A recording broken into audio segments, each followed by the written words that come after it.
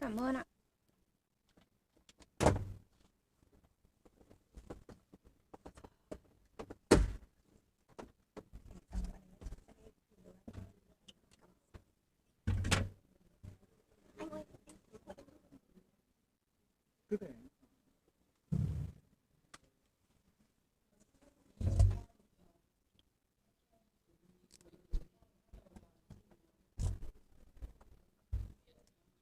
Ladies and gentlemen, please be seated so that we can start our program.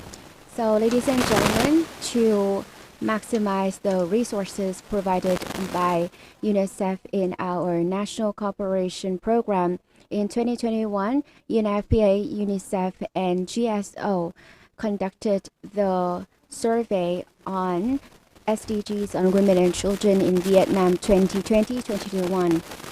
It was intended to collect information in 4 months on the household members for children and including children under 5 in 14,000 households representing 700 cities and provinces, and we have representation of Hanoi and Ho Chi Minh City, and we have the representation of all ethnic groups in Vietnam.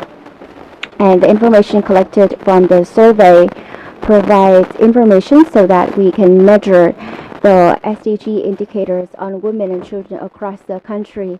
It will inform policies and reports that measures the progress of implementing SDGs in Vietnam. It paints a picture on the current status of women and children in Vietnam. It will provide additional information that fill up the data gaps of Vietnam. However, the results of this survey will not replace other sources of data in Vietnam. So with that objective, today we co-organize the dissemination workshop on the findings of the survey measuring Vietnam SDG indicators on children and women in Vietnam. Today we have the presence of Madam Nguyễn Thị Hương, Madam Rana Flowers, Chief Representative of UNICEF Vietnam, and the leaders of sectoral ministries, academia, development partners, and members of GSO, members of the press and media. We're here today to cover our event. Now I would like to invite Madam Nguyễn Thị Hương, Director General of the General Statistics Office, GSO, to the stage to deliver her opening remarks. So over to you.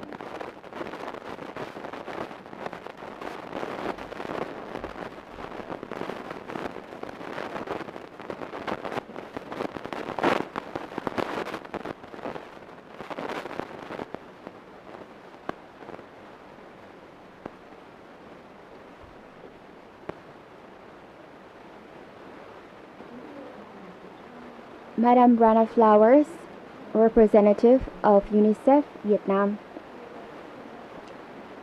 Scientists, researchers, ladies and gentlemen joining us today, online and offline.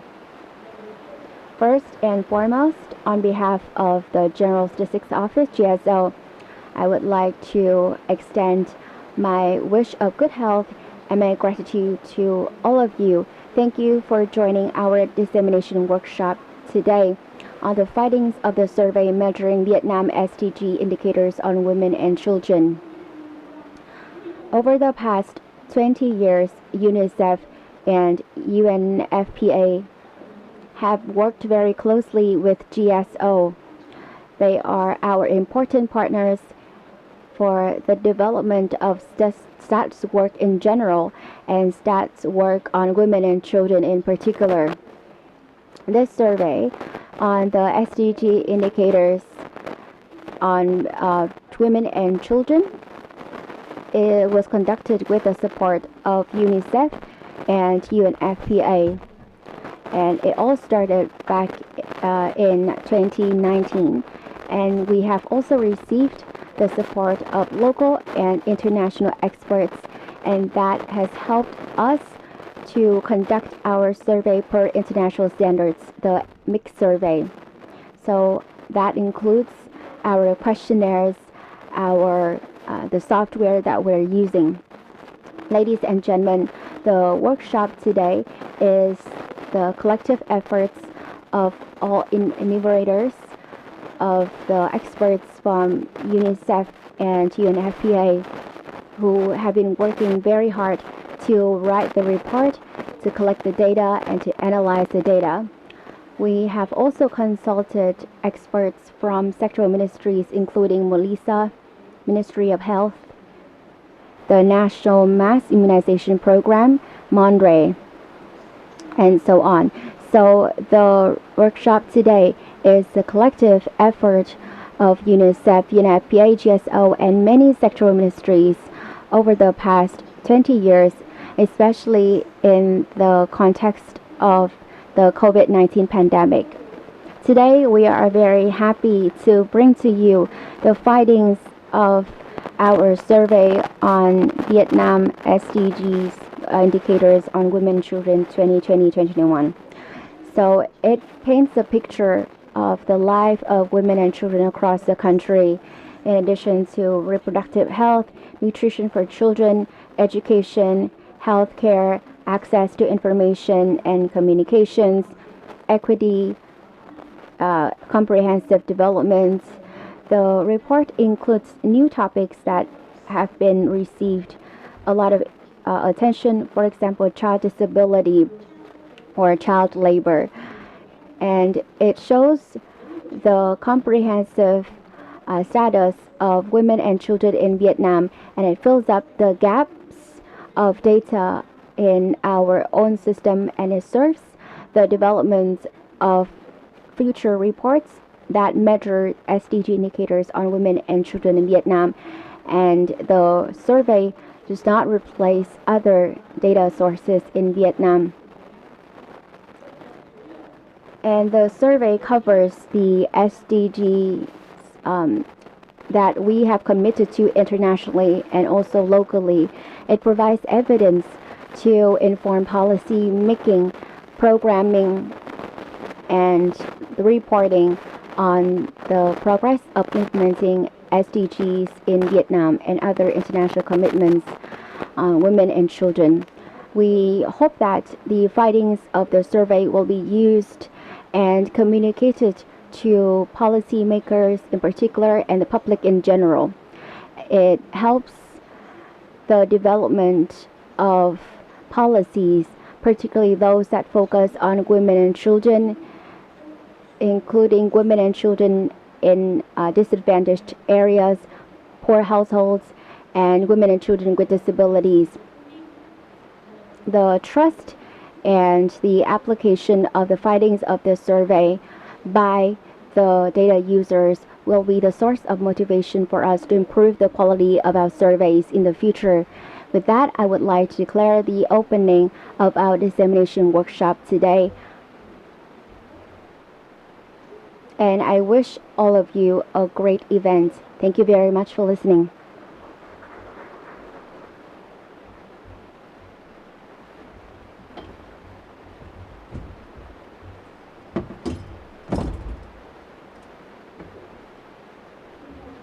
Next on our agenda, I would like to introduce Madam Rana Flowers, representative of UNICEF in Vietnam, to the stage to deliver her opening remarks. So the floor is yours.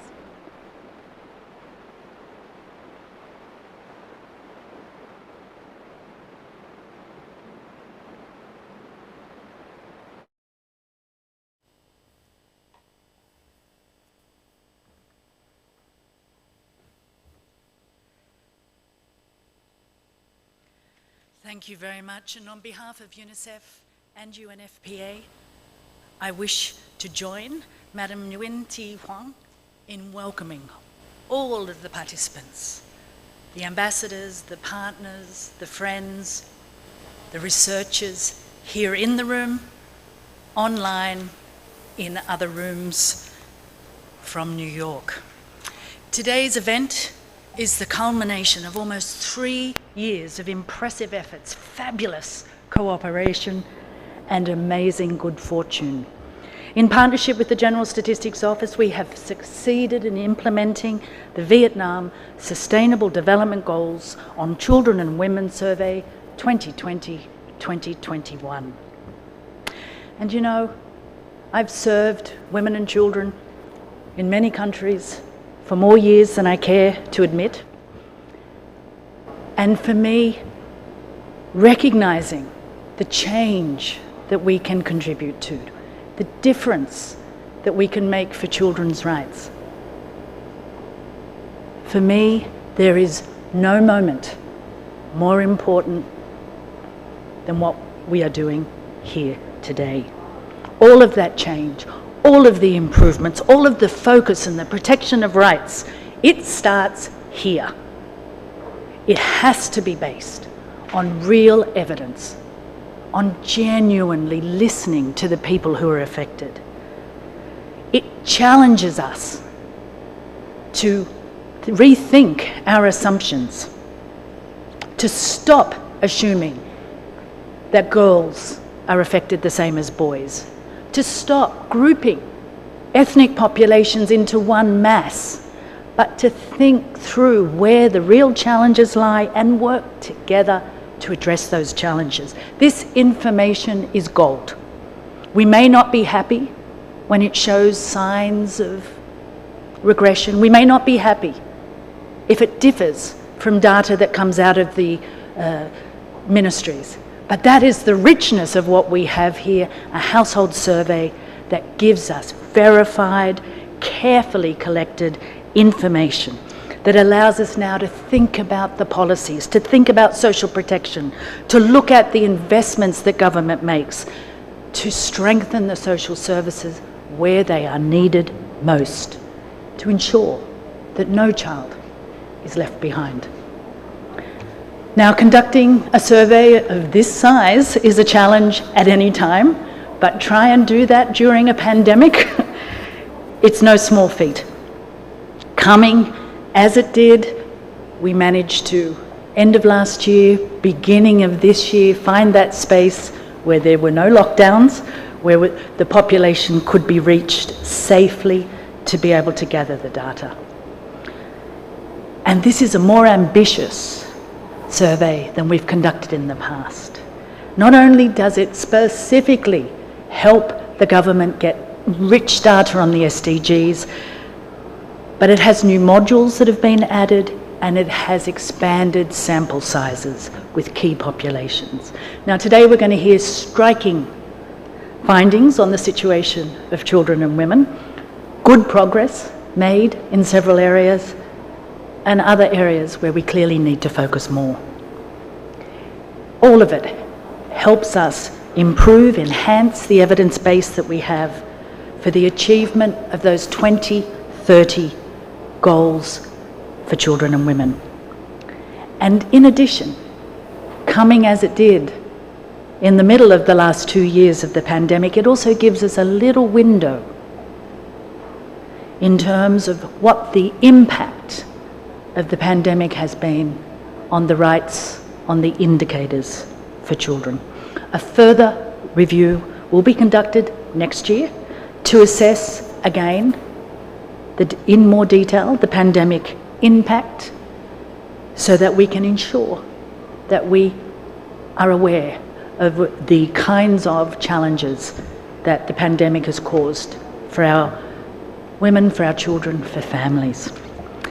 Allow me to convey really sincere appreciation to the General Statistics Office, Madam Nguyen, Mr. Nguyen, for their strong leadership, consistently generating and disseminating strategic, verified data and evidence to monitor the well-being of children and women and disadvantaged groups across Vietnam.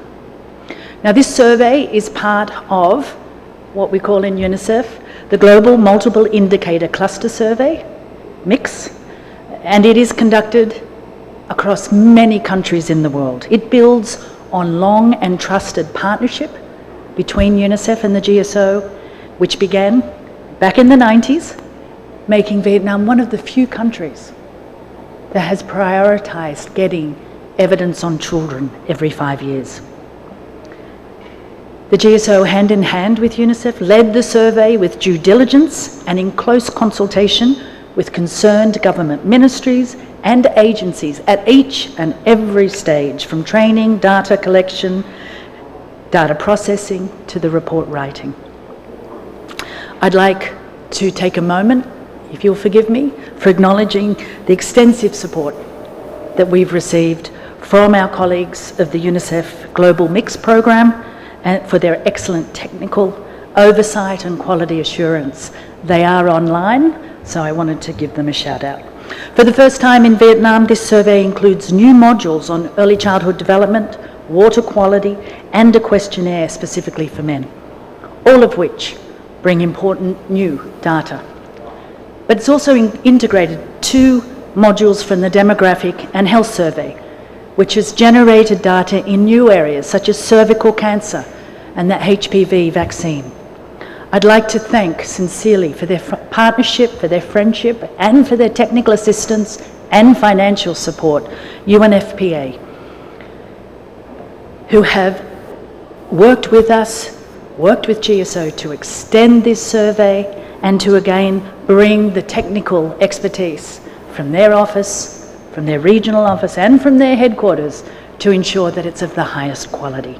Ladies and gentlemen, to change the lives, to improve the well-being of women and children, no matter where they live, whether they are girls or boys, and regardless of which ethnic or other vulnerable group they belong to, we do need this timely, accurate data on their situation. With that data, the policies, the approaches that we design, they can be tested, they can be adjusted, they can be expanded at scale, benefiting all, especially the most vulnerable. The results give us such a rich, disaggregated data, letting us really see who, where is being left behind. They provide us with an incredibly powerful argument in favour of education for girls, not least because the education level of mothers is such a strong determinant in the achievement, in the respect and protection of children's rights. And that comes out time and again throughout the study. Now, the findings in detail will be delivered by GSO, and they speak for themselves. Some, as I said, give us that window into the impact of the pandemic. We see things like immunization rates that we need to go back and look at. We see who received social assistance or more social assistance and who didn't. We see who's not benefiting from health insurance. The fact that half the children, 6 to 23 months, do not benefit from a minimal acceptable diet.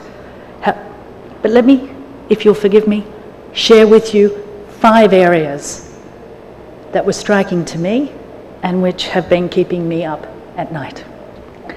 The first is the crystal clear evidence that the ethnic minority children and women, especially those among the Hmong and the Khmer groups, are starkly disadvantaged across virtually every SDG indicator. While many indicators show major improvement for the general population, ethnic women are less likely to have access to contraceptives or to deliver in facilities. Ethnic children are less likely to be immunised or to benefit from early stimulation, to access and complete schooling at all levels, and have access to water, sanitation and hygiene facilities. Ethnic minority girls are significantly more likely than other girls to marry and give birth at too young an age, putting their health at risk and stymieing their futures.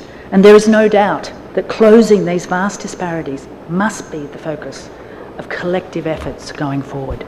Second, the survey not only confirmed the digital divide, which was exposed so visibly during the online learning opportunities that children faced. The survey confirmed relatively strong internet access at a low cost. But shocking to me was the level of ICT skills in boys and girls, in women and men across Vietnam. If Vietnam is to achieve that digital transformation that it seeks, then we must look at that information and see how we address that. Third, in many areas, there wasn't as big a gender division as I expected, except one key area that stood out for me, which was the completion rate at secondary schools. Only 60% of children in this country complete their upper secondary schooling. But shocking to me is that 51.4% of boys only complete. 65% of girls. Now that completion rate correlates positively with the household's wealth quintile and the mother's education level. And we see this in many middle-income countries where boys are lured by the promise of $1 or a dong, choosing, in reality, poverty for life. Fourth area is violence against children, which continues to be practiced in Vietnam as a preferred method of disciplining children. So we looked at discipline in homes here. And there we saw that 70% of children between 1 and 14 were impacted.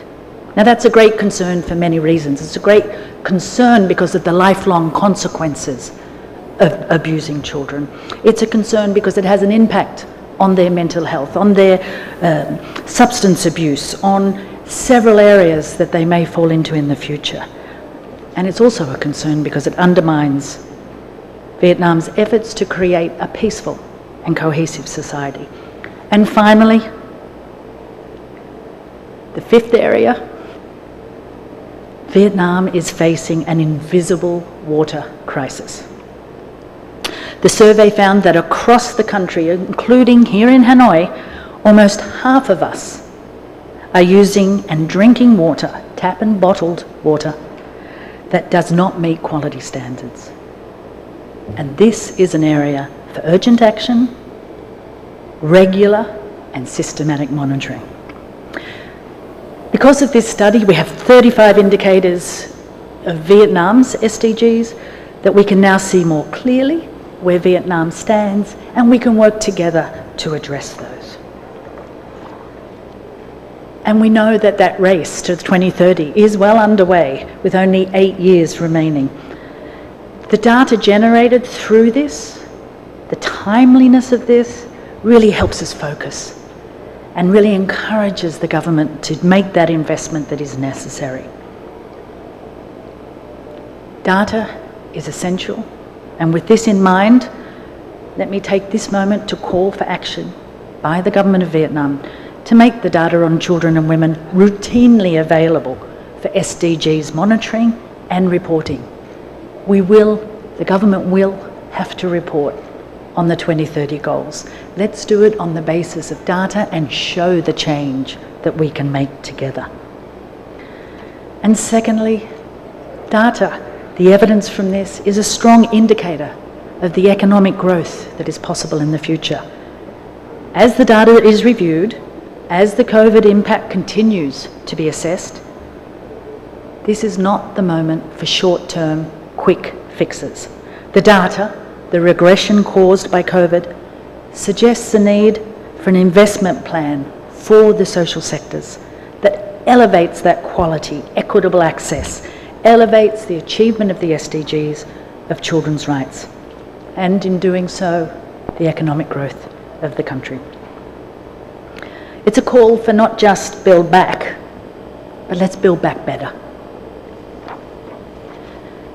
Let me end with a quote from Arthur Nielsen, where he said, "The price of light is less than the cost of darkness." Let us make sure that every child is counted, every child matters, the dignity of every child is respected, every child is brought into the light. On behalf of UNICEF and UNFPA, it is an immense pleasure to launch these findings of the Viet Nam SDG Indicators on Children and Women Survey 2020-2021. I look forward to the fruitful discussions on the findings and their policy implications, including that need for further investment in the women and children of Vietnam. I thank you all very much for being here this morning, for participating fully. I wish you good health and success. Thank you.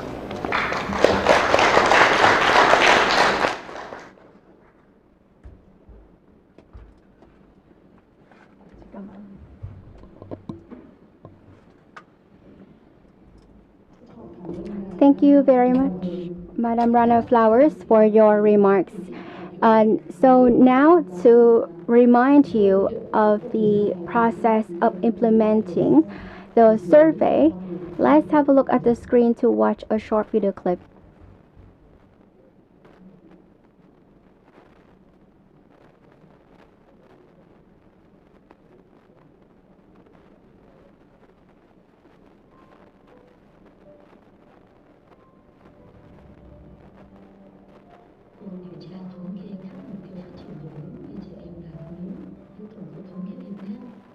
Các bộ ngành liên quan thực hiện từ tháng 11 năm 2020 đến đầu tháng 2 năm 2021 đã tiến hành phỏng vấn 14.000.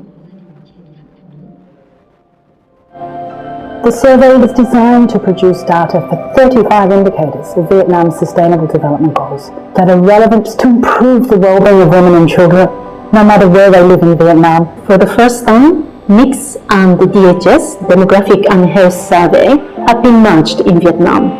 And UNICEF and the UNFPA teams made a great effort for that.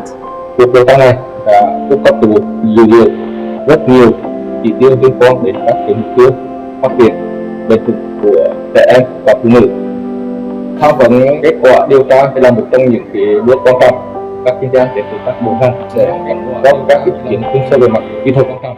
Các chuyên gia đến từ các bộ ngành sẽ góp các ý kiến chuyên sâu về mặt kỹ thuật.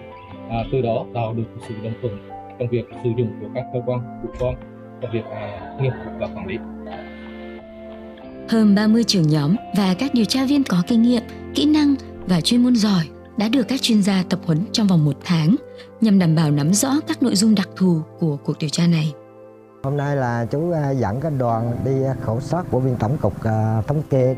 Chú cũng rất phấn khích là vì đây là nó sẽ thể hiện được cái mức sống, đời sống của nhân dân chú. Các hộ gia đình được lựa chọn theo phương pháp khoa học nhằm đảm bảo đại diện cho quốc gia, cho thành thị, nông thôn và các nhóm dân tộc thiểu số chính. Một số cộng đồng nằm ở những vùng nông thôn xa xôi, khó tiếp cận. Các nhóm điều tra cũng phải đối mặt với điều kiện thời tiết đầy thử thách.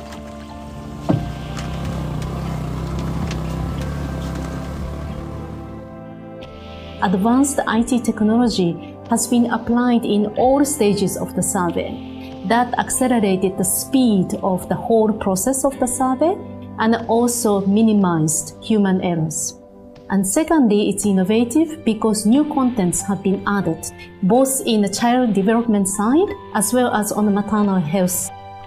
Đặc biệt, mô đun kiểm tra chất lượng nước lần đầu tiên được thực hiện tại Việt Nam, cho phép thu thập thông tin về tình trạng nhiễm khuẩn E. coli và ô nhiễm arsen tại điểm cung cấp nước và tại điểm sử dụng trong sinh hoạt gia đình. Kết quả điều tra sẽ báo cáo các phát hiện chính, bao gồm các số liệu, đồ họa, trình bày cô đọng theo từng chủ đề, dữ liệu được phân tách theo độ tuổi, giới tính, vùng miền, trình độ giáo dục, nhóm dân tộc, thu nhập, tình trạng hôn nhân, khuyết tật để củng cố loạt phân tích chuyên sâu và các thông điệp tư vấn chính sách. Qua cuộc tham vấn này thì số liệu cũng sẽ từ nói lên những thành phần mà dân cư đang gặp khó khăn ở những vùng miền nào, về ở những lĩnh vực nào. The survey will enable Vietnam to better track as it will give us up-to-date information. that factors in many of the COVID-19 challenges that families have experienced, the burden that women have borne during this pandemic, and the risks to their lifelong development that children now face. Đây là một cái bộ dữ liệu rất quan trọng để chính phủ Việt Nam nghiên cứu để đưa ra các cái quyển sách nhằm thực hiện tốt hơn cam kết chính phủ Việt Nam, đó là không để ai bị bỏ lại sau. Chú cũng hy vọng là sau cuộc khảo sát này thì nó sẽ có những cái cơ quan người ta sẽ hỗ trợ thêm để đầu tư để cho nhân dân chú có những cuộc sống nó tốt đẹp hơn một tí.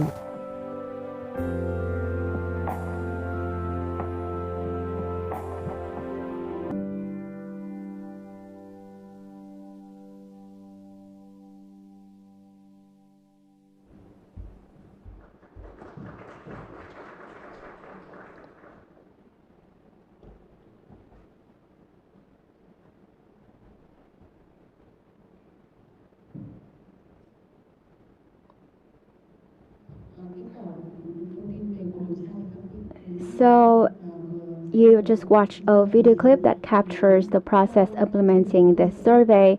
According to our agenda, on behalf of the organizing board, I would like to present to you the key findings of the survey. So may I stand here to make it easier to control the slides? Thank you. Madam Nguyễn Thị Hương, Director General of GSO, Madam Rana Flowers, UNICEF representative in Vietnam. Ladies and gentlemen joining us online and offline. Now I would like to present to you the findings, the key findings of our Viet Nam SDG CW survey.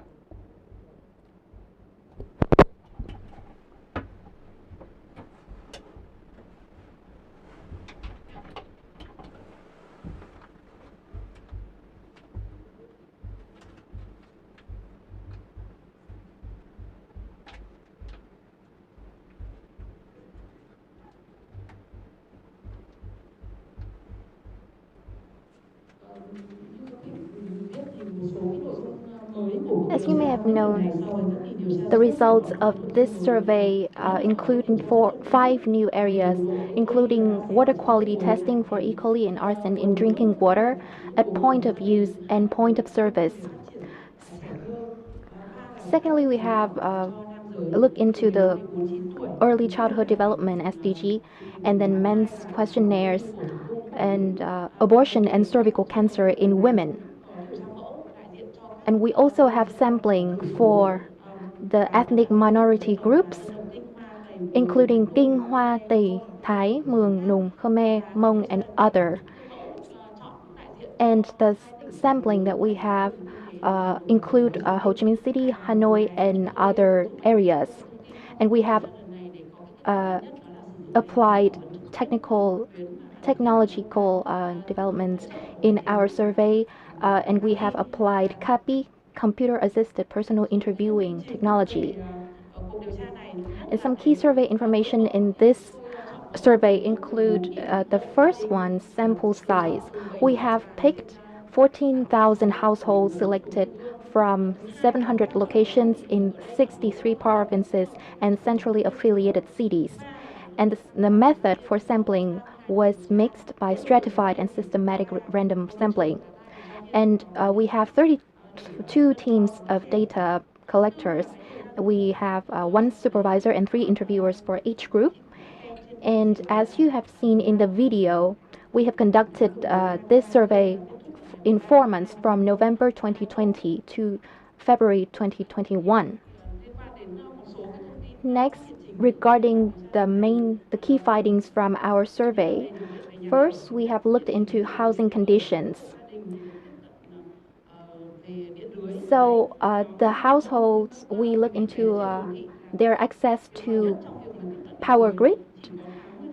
So only about 80.6% of the Hmong households have access to the power grid, and 14% have electricity but are off-grid electricity, and 5.4% have not had access to electricity among Hmong ethnic minority groups households. Secondly, about clean energy for cooking, among the Hmong ethnic minority groups household, only 12.8% have access to gas cooking technology. And regarding internet, this minority group also have the lowest level of access to internet at the household level, only 34.5%.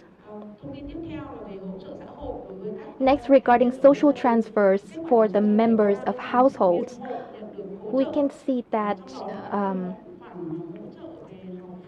we have support for tuition fees and educational fees in general, about 26%, and then there is support for production and manufacturing. About 50% of the households, of the children living in the poorest households, do not receive any social transfer or benefits, and there is almost no sex differential in social transfers. Regarding the results on women and men, about literacy rate, it is quite the same between women and men and between ethnic minorities, ethnic groups. However, there are some disparities. For example, only 36.1% of women in the Hmong group have literacy skills, when that rate in men is higher. So regarding the use of computer, it is quite equal between men and women across the country.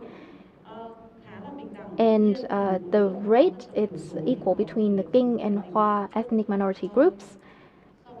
However, women have lower access to internet and digital advancements than men.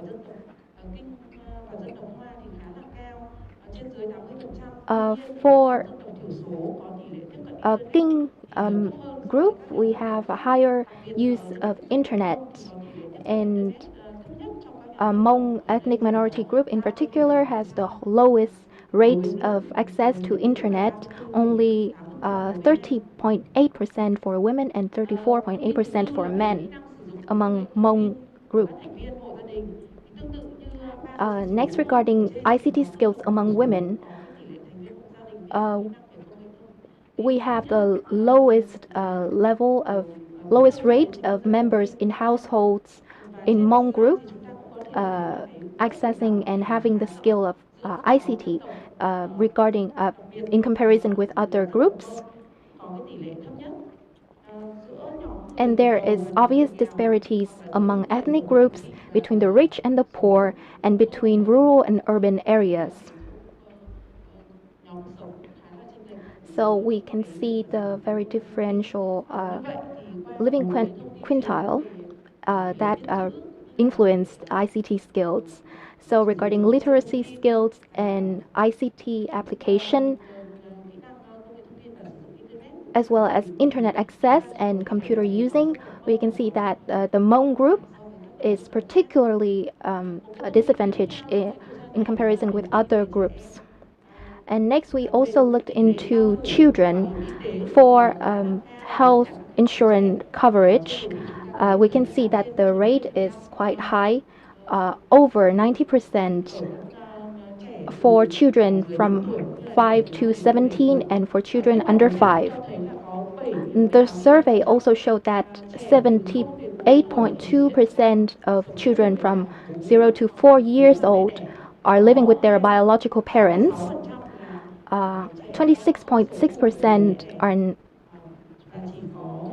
2.6% are living with their father only, or 6.6% are living with neither biological parent.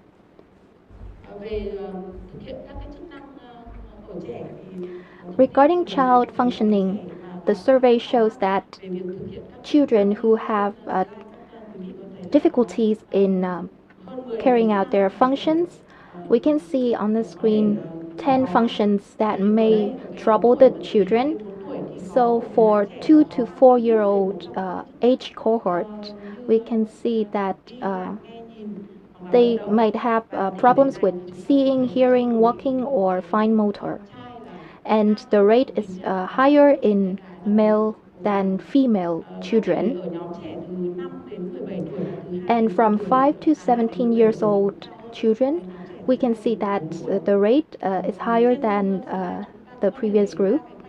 And we can see the three circles regarding the three functions that children have problems with, including controlling behavior, anxiety, and depression, respectively 0.3, 0.6, and 0.3.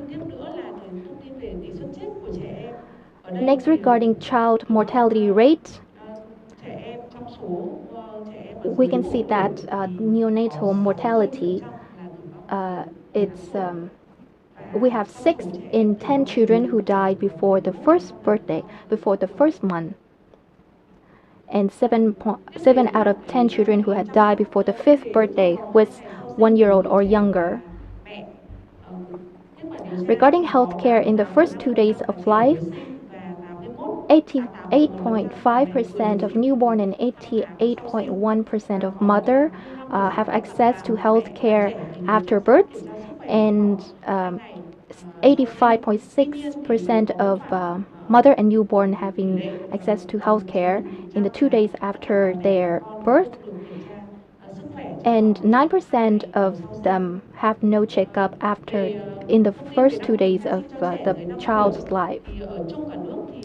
For birth registration among the under 5-year-old children, we have 97.2% of the total having have birth certificates.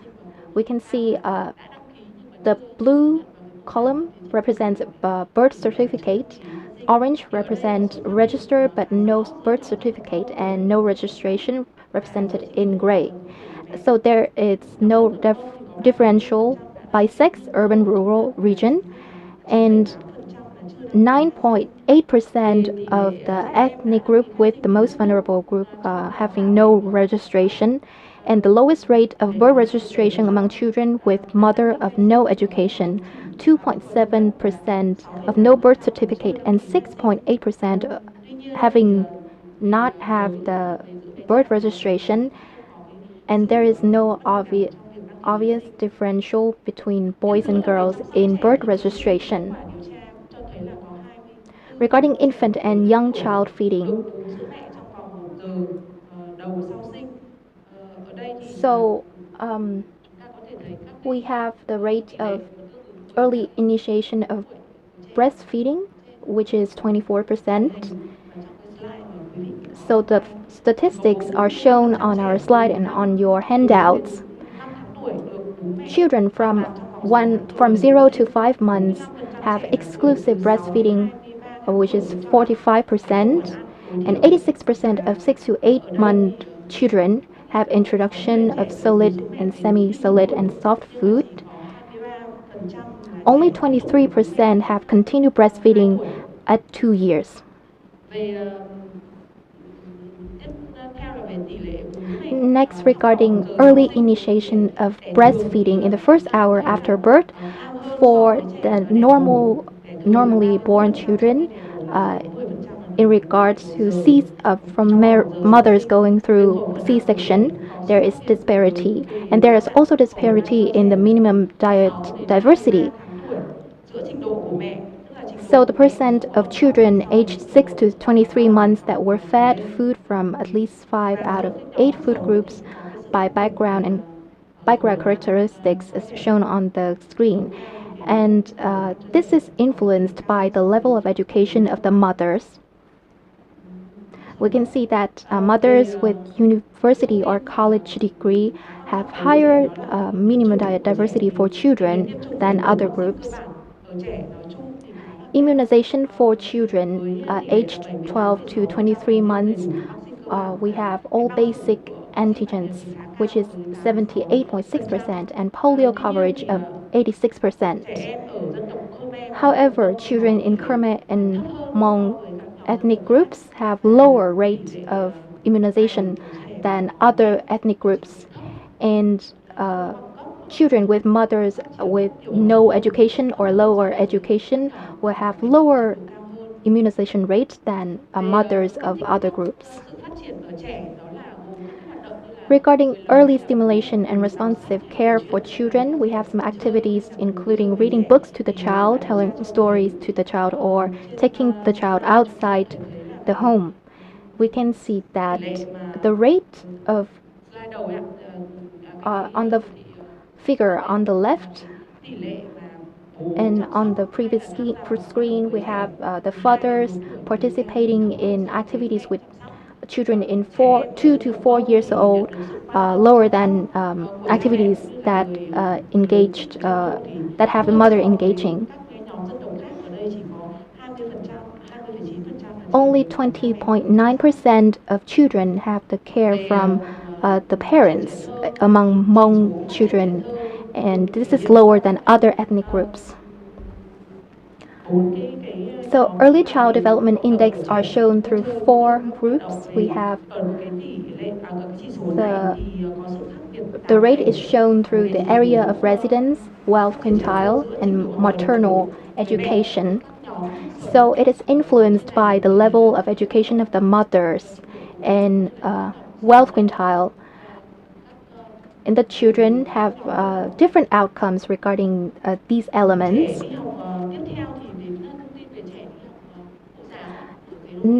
On the right, we have the attendance rate of early childhood education programs. So the rate between the boys and the girls, or between rural and urban areas, between different wealth quintile, have disparities. So the rate is higher in the urban areas and higher living condition level, and it's lower in the less wealthy quintile.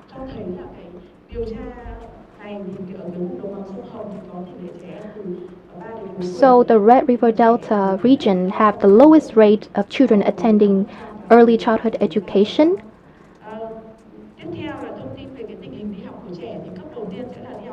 So the first level of education will be early childhood education, and this includes children from the age of 3 to 5 years old.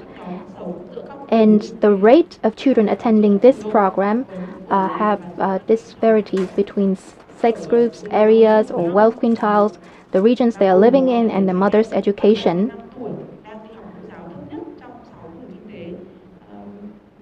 And the Mekong Delta is having the lowest rate of children attendance in early childhood education.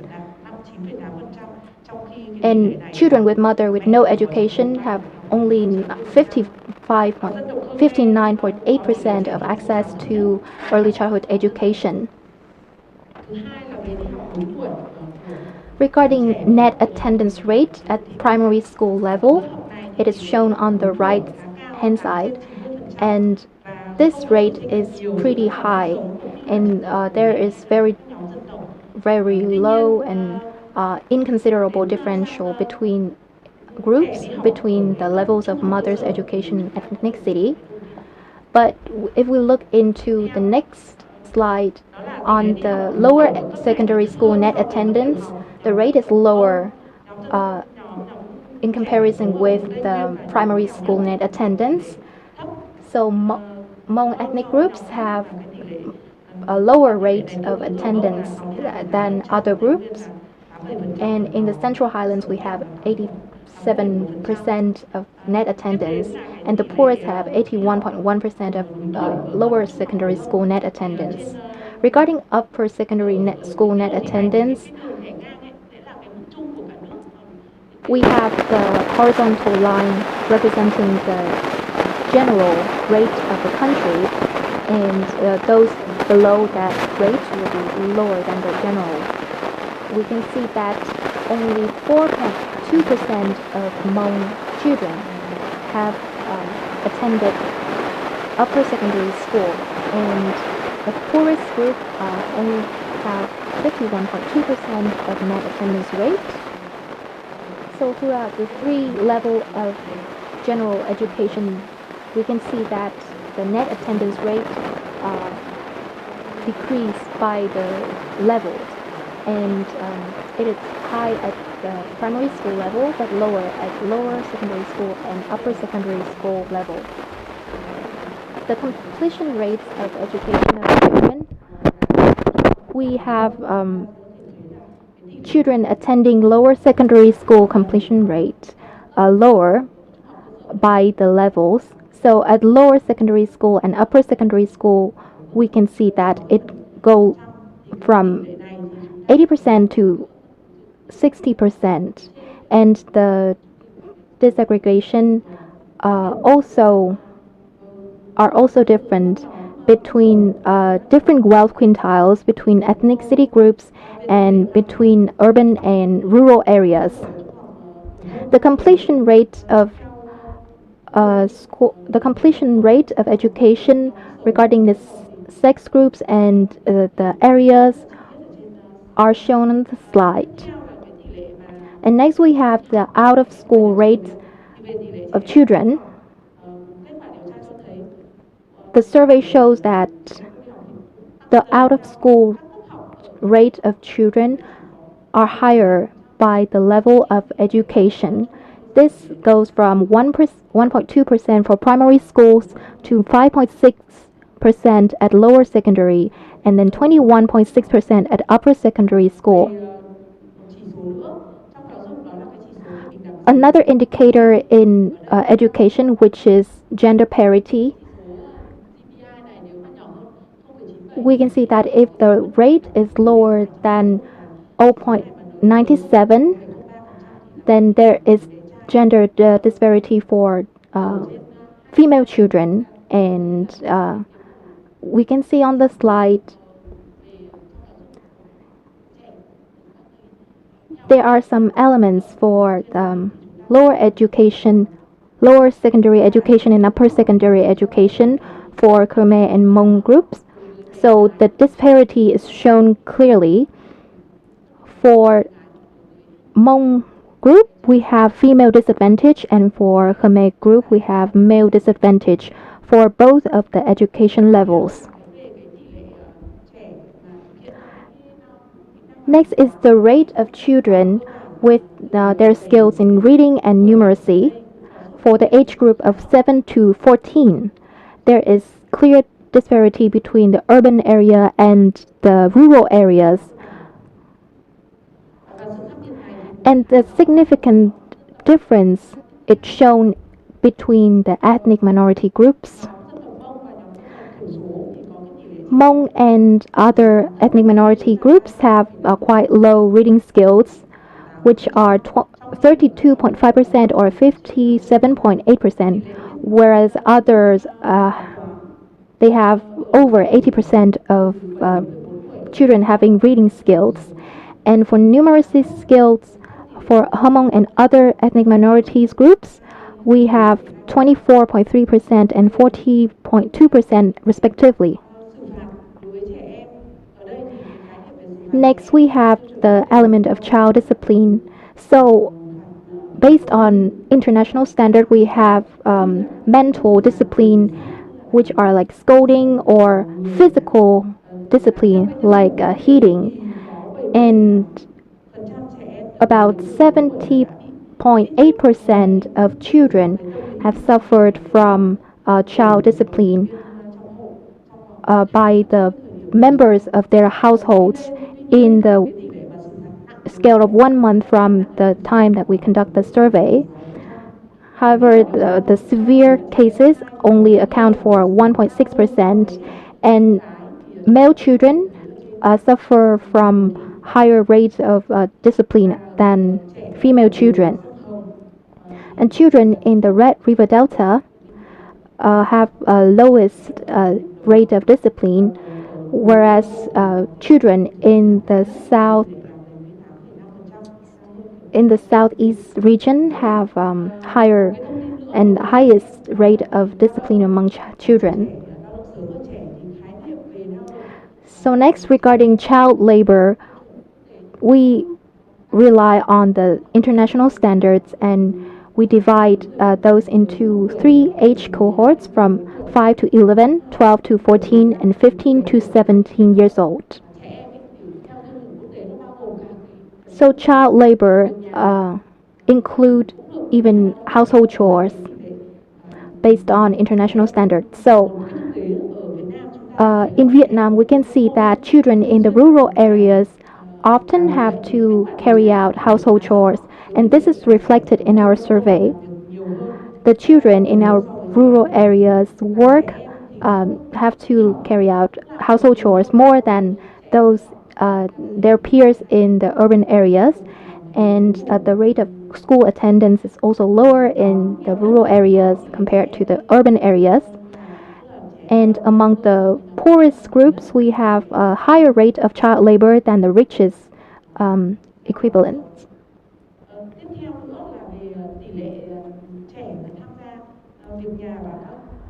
We have the rate of children attending economic activities for children from 5 to 10 years old.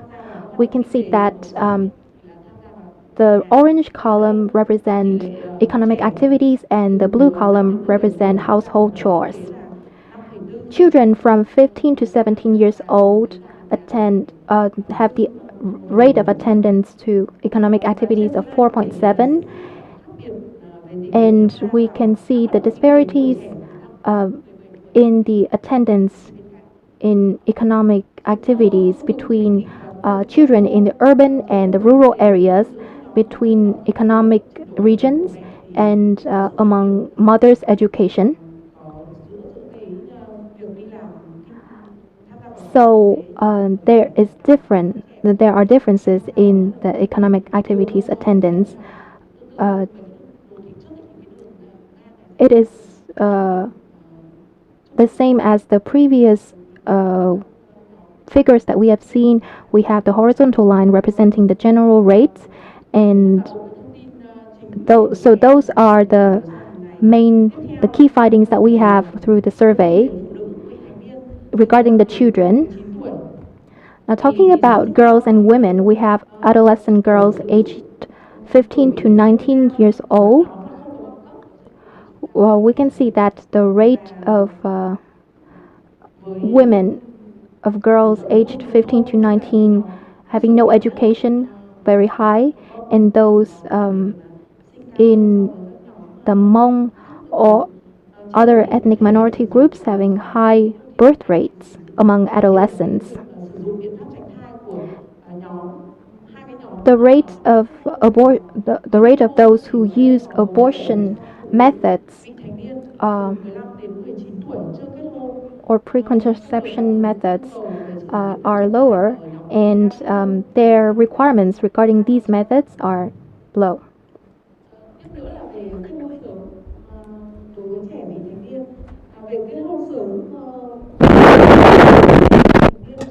So talking about child marriage for our children and women, so we can see a clear difference between the rural area and the urban area, and between the Hmong group and other ethnic minority groups. And what is special here is that the prevalence of marriage among women with lower educational attainments is higher.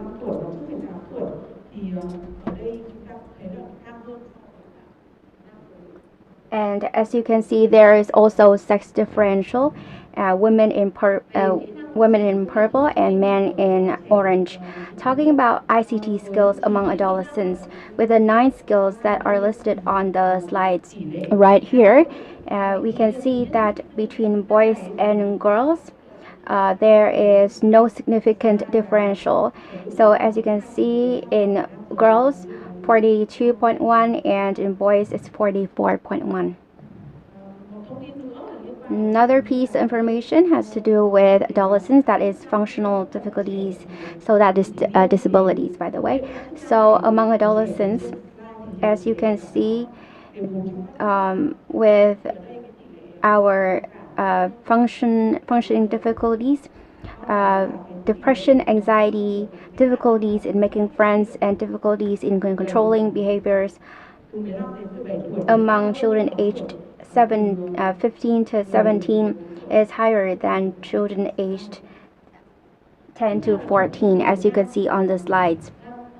Next, let's talk about adolescent boys aged 15 to 19. When it comes to their use of tobacco and alcohol, as you can see, 1 in 10 boys aged 15 to 19 currently use tobacco, and 1 in 4 boys aged 15 to 19 years currently use alcohol. And by currently, we mean that's 1 year before, in the past 1 year, at the point of the survey. And another information has to do with abortion. So, ladies and gentlemen, we apologize that in the slides that we gave you, there was a mistake that we made. The mean time, 5.5 months, is actually 5.5 weeks of pregnancy when induced abortion happened. So on the slides, you can see that the abortion rate is affected by the educational level of the women, as well as the wealth background of the women. And as you can see that the mean time is 5.5 weeks of pregnancy when induced abortion happened, and more than 1 in 2 abortion cases were due to unwanted pregnancy. So a new module is prevention of cervical cancer, and as you can see on the screen, the difference in the level of understanding when it comes to what cervical cancer is and the importance of having cervical cancer screening, as well as HPV immunization. And it is clear that there are disparities between urban and rural and between different wealth quintiles. And when it comes to knowledge of cervical cancer, 67% of women in rural areas know about cervical cancer, and among that's in rural areas. In urban areas, it's 85%. And in the second category, that's wealth index, in the richest quintile, the awareness about cervical cancer is a lot higher, which stands at 92% compared to 45% in the poorest quintile. So similar trend can be observed in the screening test as well as HPV vaccination. Next up, let's talk about attitude towards domestic violence between men and women in households. So as you can see from the survey, 10.9% of women believed that the husband was justified in beating his wife in any reasons provided, and 1 in 5 women in Central Highlands region and in North Central and Central Coastal regions agreed with this viewpoint. So that is really high compared to men in living in the same areas, and that is in our Central Highlands, North Central, and Central Coastal Highlands. And in the Red River Delta, the attitude towards domestic violence is better compared to other areas in Vietnam. Another thing that we looked into was the use of improved water sources. And according to our survey, nationwide, 98% household members used improved water sources. That is pretty high, but there is definitely a differential between urban and rural and between the regions in Vietnam. As you see from the screen, the northern Midlands and mountainous areas have the least access to improved water sources. And on the left-hand side, you can see the disparity between urban and rural areas. When it comes to water availability when needed, in the past 12 months, According to our survey, 90% of people living in households have sufficient water available when needed in the past 12 months. So the differential between the regions is not very significant. The lowest is the north central and central coastal areas, but it is not significant. The difference is not significant. The highest being the Red River Delta and the Mekong River Delta. But that's water availability. How about water quality at the sources and at households? According to our survey, 43.8% of the household population is using water with E. coli in the water source. And as you can see from the screen on the chart. And let's talk about arsenic contamination. So according to our survey, only 60% of our population across the country have had their water tested for arsenic contamination.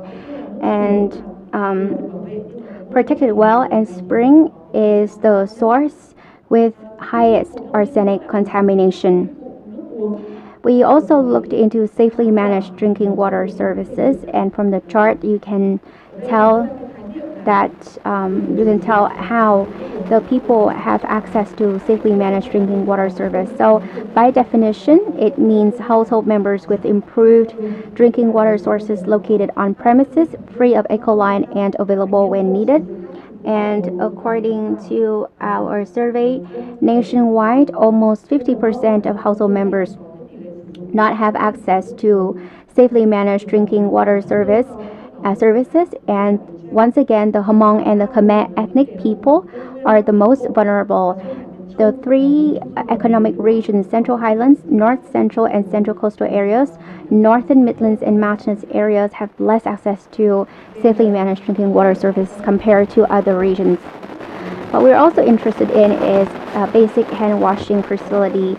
According to our survey, more than 90% household members have access to washing facilities where soap and water were observed. But once again, we see a differential between the rich and the poor. So we look at the poorest quintile, and the percentage is only 72.4% compared to 99% in the richest quintile. And another wash component is the use of improved latrines.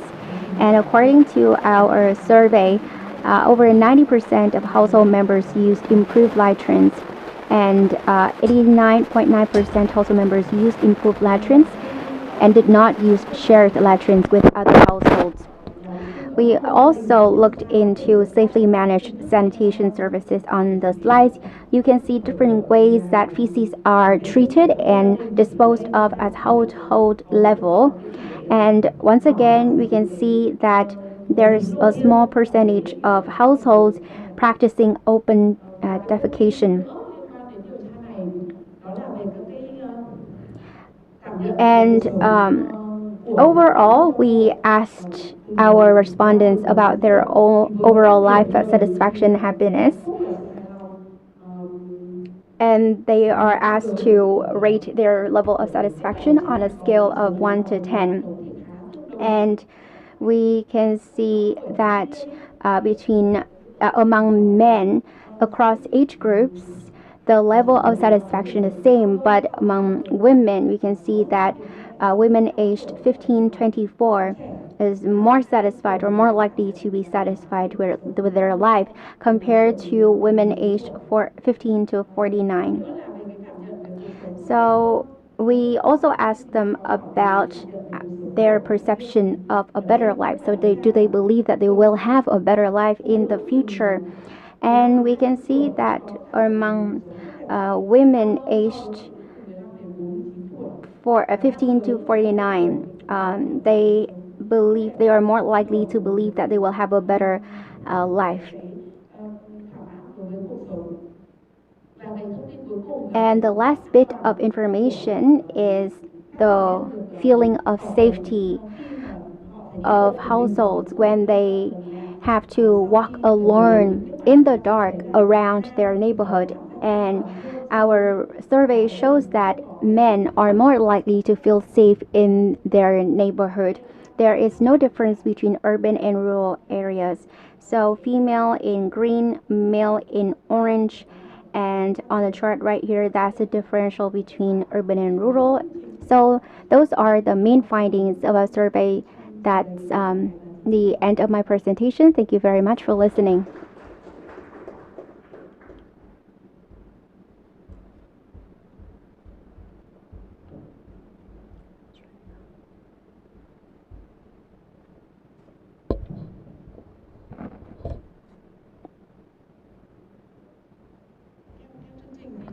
Thank you very much, Madam Quỳnh Lợi. According to our agenda, now we'll take a break. Let's take a 15-minute break. Afterwards, we will come back with our second session where we'll have a panel discussion on the findings of the survey.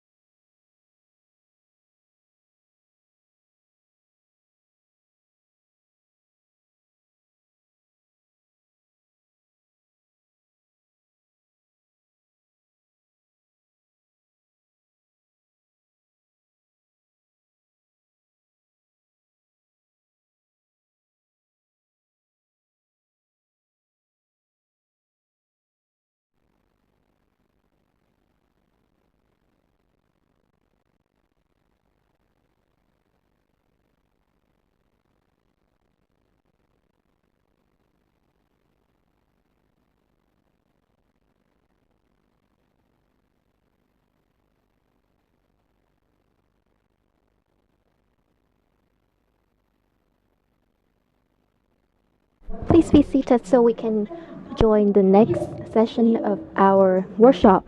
So now we will have a discussion regarding the results that we have just shared through the survey.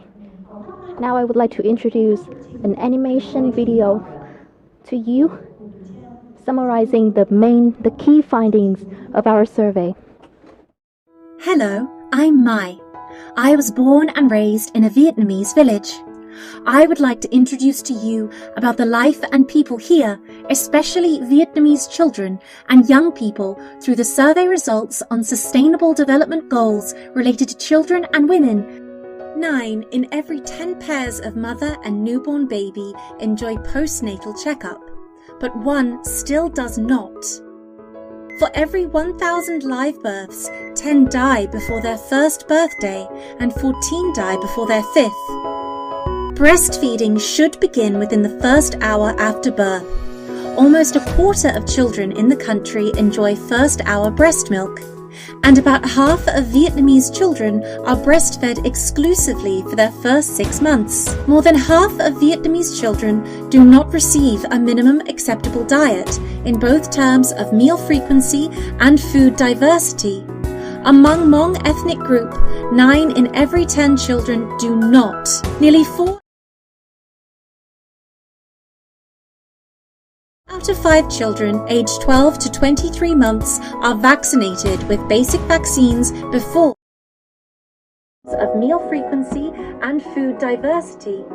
Among Hmong ethnic group, 9 in every 10 children do not. Nearly 4 out of 5 children aged 12 to 23 months are vaccinated with basic vaccines before their second birthday. The sooner children receive stimulation and responsive care from adults, the better their cognitive, physical, social, and emotional development. In every 5 kids under 5, more than 3 are engaged by an adult in at least 4 activities, such as reading books, playing things, walking around, or naming things. However, just nearly 1 kid receives responsive care from their father. Every day is an amazing day to go to school. In the whole country, 8 out of 10 children aged 3 to under 5 are attending kindergarten. However, the rate is lowest in the Mekong Delta. Nationwide, at all educational levels, there is no gender disparity. However, disadvantages are obvious among Hmong girls and Khmer boys. Vietnamese children from 7 to 14 years old have good basic reading and math skills. However, there is a significant difference between King and Hoa group and other ethnic groups. Education with violent disciplines will bring bad consequences to children. More than 7 out of 10 children aged 1 to 14 are subject to some form of violent discipline, physically or psychologically. Almost 1 in every 10 caregivers believes that physical discipline is appropriate to educate children. Children are considered to be involved in child labour when they work beyond the time limit for each age group or perform dangerous and hazardous work. In Vietnam, 6.6% of children aged 5 to 17 are involved in child labour. 1 in every 4 Hmong ethnic children is involved in child labour. Household members use drinking water contaminated with E. coli, with differences between rural and urban areas as well as between income groups. Nationwide, 0.6% of household members use drinking water from arsenic-contaminated sources, mostly from tube wells and boreholes. Hanoi has the highest percentage of household population using water from arsenic-contaminated sources. Clean energy is used by over 80% of people for cooking, heating, and lighting. However, the rate is very different between ethnic groups, especially low among the Hmong families. Almost 40% of adults and children live in families that have received at least one type of external economic support. You now have a better understanding of my and Vietnamese children, teenagers and families. Thanks to the support of UNICEF and UNFPA, the General Statistics Office of Vietnam completed the Sustainable Development Goals Survey on Vietnamese women and children in early 2021. The survey's findings will assist Vietnam in better monitoring progress toward the 2030 Agenda for Sustainable Development. Sanitation services. Household members use drinking water contaminated with E. coli, with differences between rural and urban areas as well as between income groups. Nationwide, 0.6% of household members use drinking water from arsenic-contaminated sources, mostly from tube wells and boreholes. Hanoi has the highest percentage of household population using water from arsenic-contaminated sources. The script for the English video is a bit longer than the Vietnamese, so it extends the time. I'm very honored to announce you that these videos have been shared on the link that we attached to the chat box, and you can rewatch the videos. And you can also watch the videos on UNICEF's YouTube channel and Facebook page. And it is also put on the Universal UNICEF Facebook page.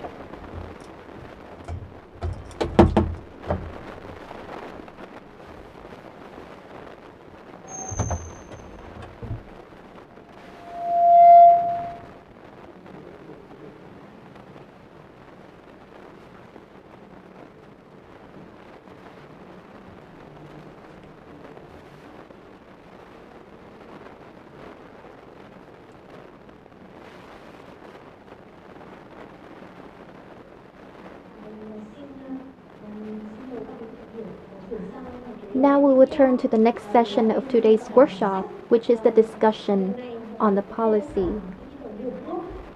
In this occasion, GSO and UNICEF want you to join us on this discussion, whether you are watching online or in the hall, regarding the statistics on the situation of women and children in Vietnam and the policy implications that are necessary. So the moderator of our discussion will be Mr. Vinh.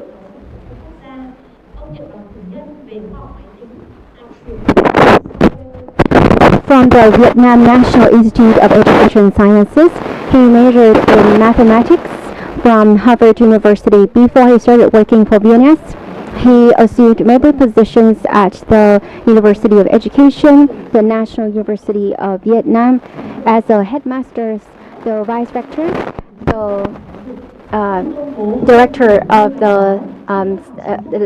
the Center for Educational Science Applications. He has his works published in the education sector, and he has chaired the development of the National Strategy for Educational Development in Vietnam, period 2021-2030.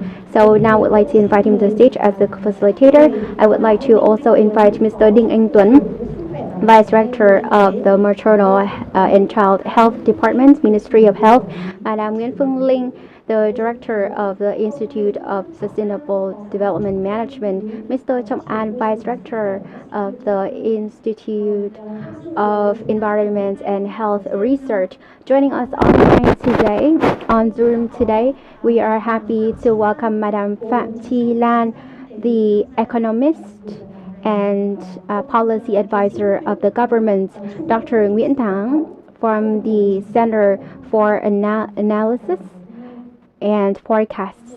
So welcome our panelists to the stage, and online I would like to also invite Madam Nguyễn Thị Hương, Director General of GSO, Madam Rana Flowers, representative of UNICEF Vietnam, and Mr. Đặng Hoa Nam, Director of the Child Affairs Department, Melissa, to our front desk, of honor, and we have another panelist, Madam Naomi Kitahara, representative of UNFPA in Vietnam. She will be joining us online, and she's our guest of honor together with Madam Rana Flowers, Madam Nguyễn Thị Hương, and Mr. Đặng Hoa Nam. So welcome our guests of honor and our panelists. So I would like to leave the floor to Professor Dr. Vinh. So over to you, Mr. Vinh. All right, so thank you very much, the organizing board, for giving me this great honor to facilitate our panel discussion today on the findings of the survey measuring Vietnam's Sustainable Development Goals indicators on women and children 2020-21, and I'm very happy to be joined by such a great lineup of panelists. So we have listened to the presentation on the key findings of the survey. It's so comprehensive. It measures SDG indicators on women and children across Vietnam, and we have looked into 37 indicators, international ones, and 35 SDGs indicators of Vietnam. And in the speeches made by Madam Rana Flowers and Ms. Hương, let data speak for themselves. But we look at data from different lenses, and we will see different things from the data. So I'm very honored to be joined by the panelists who come from very different backgrounds, from economics, health, forecasts, social transfers, and me myself, I have a different perspective that's from the education perspective. So I hope that our panelists can speak from their own lenses, from their own perspectives towards the findings of the survey that we have been introduced to. So ladies and gentlemen, may I kickstart this discussion with the very first question for our panelists.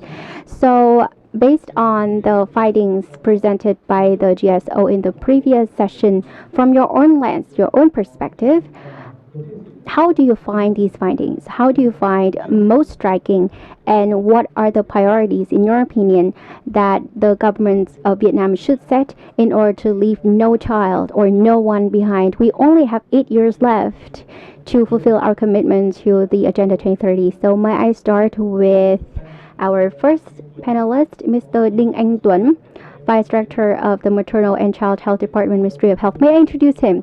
He has been working 20 years in this area of maternal and child health. He participated in many policy making for women and children, particularly the programs and strategies in ethnic minority areas. He participated in the development of many communications, education, information materials. He participated in surveys conducted at primary health level on child mortality and maternal mortality. So over to you. So our distinguished guests, ladies and gentlemen, joining us online and offline today. So first, my initial impression on the Mix6 survey, and I can say that it is very, very comprehensive, very holistic, learning lessons from the gaps that we have observed in previous mixed surveys. Despite the COVID-19 pandemic, we have completed this survey very successfully, and it provides really valuable data for us. So in addition to this survey, other sources of data from the government are also very important for us to see the big picture of the progress that we have made towards the fulfillment of the rights of women and children, and how we are implementing the SDG indicators. The findings of this survey are really important to inform policy making in the coming time, so that we can improve the quality of health among women and children, so that we together can achieve the SDGs by 2030. And what is most important is that we can narrow the gap between regions, between ethnic groups, between different wealth quintiles, so that we will not leave anyone behind. All of us can fulfill our potentials. So that is my overall impression.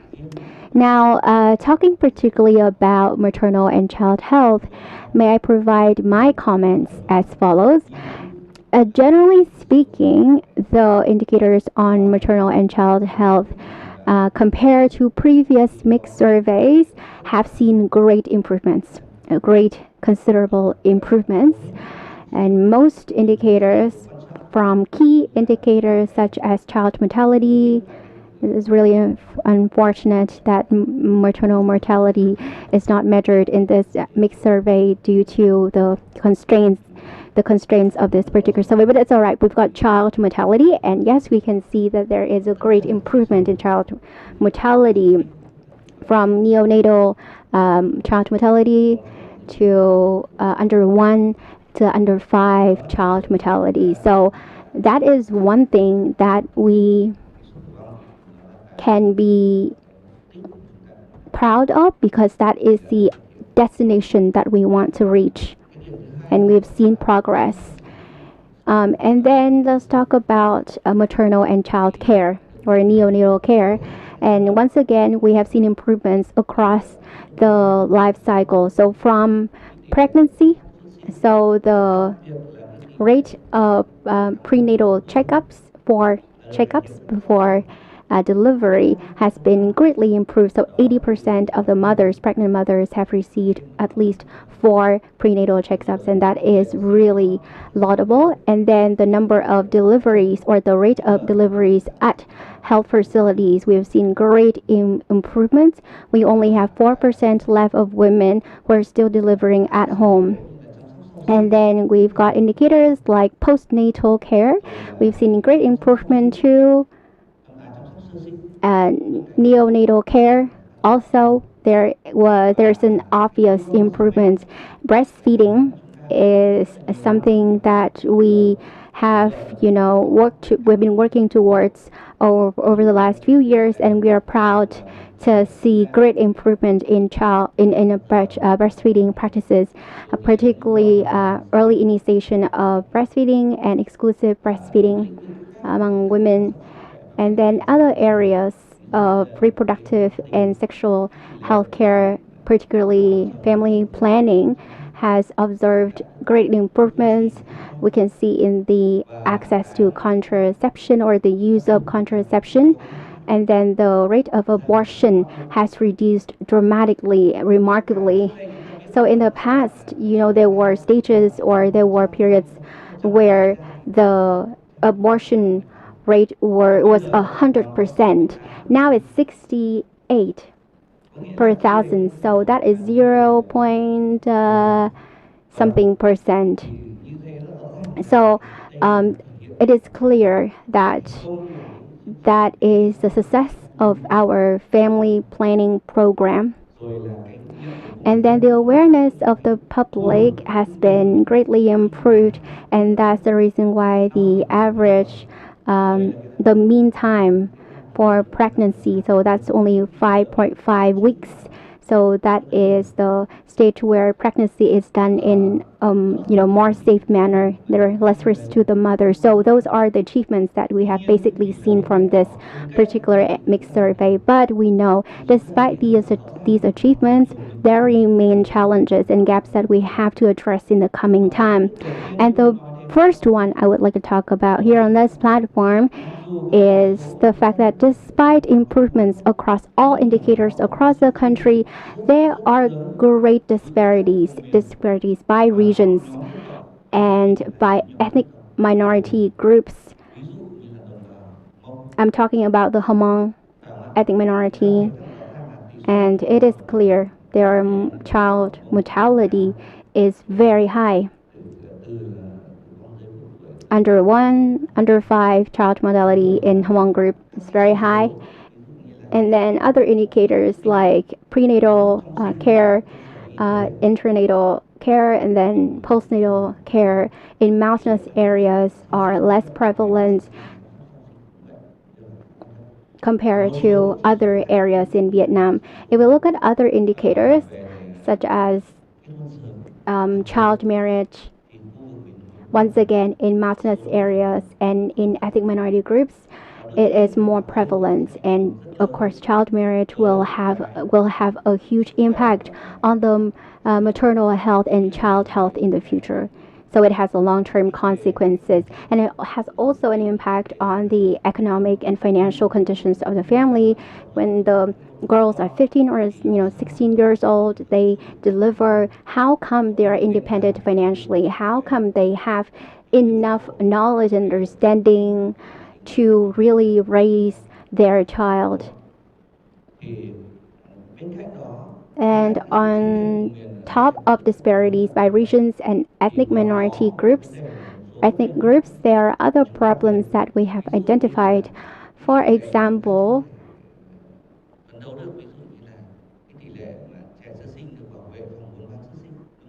tetanus vaccination, like 80% or so, pretty low. Even though our mass immunization programs is completely free, it's been being implemented for the past 40 years, but still 20% or so have not been vaccinated for tetanus.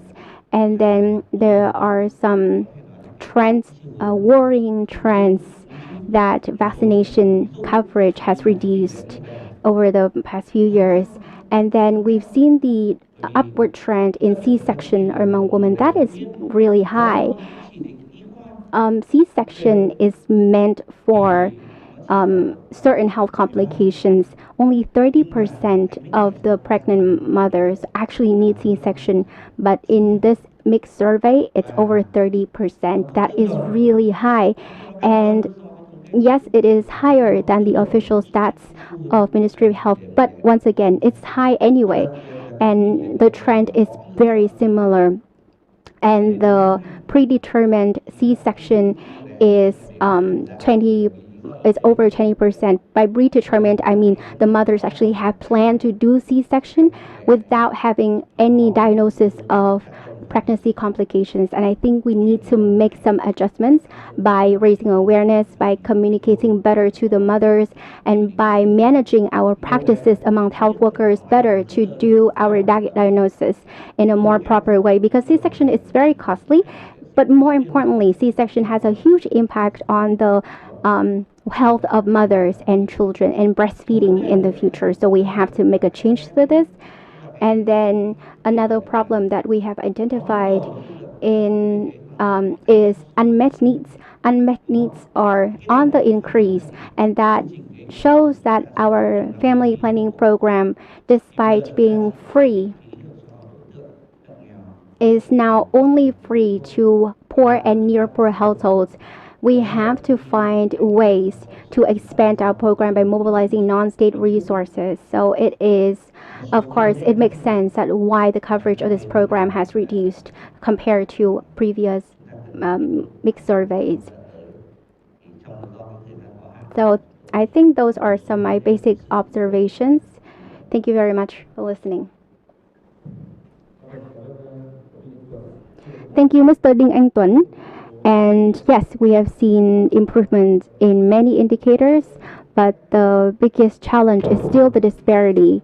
So disparity by regions, by ethnic minority groups, and that requires us to have policies in place to make sure that our coverage is universal.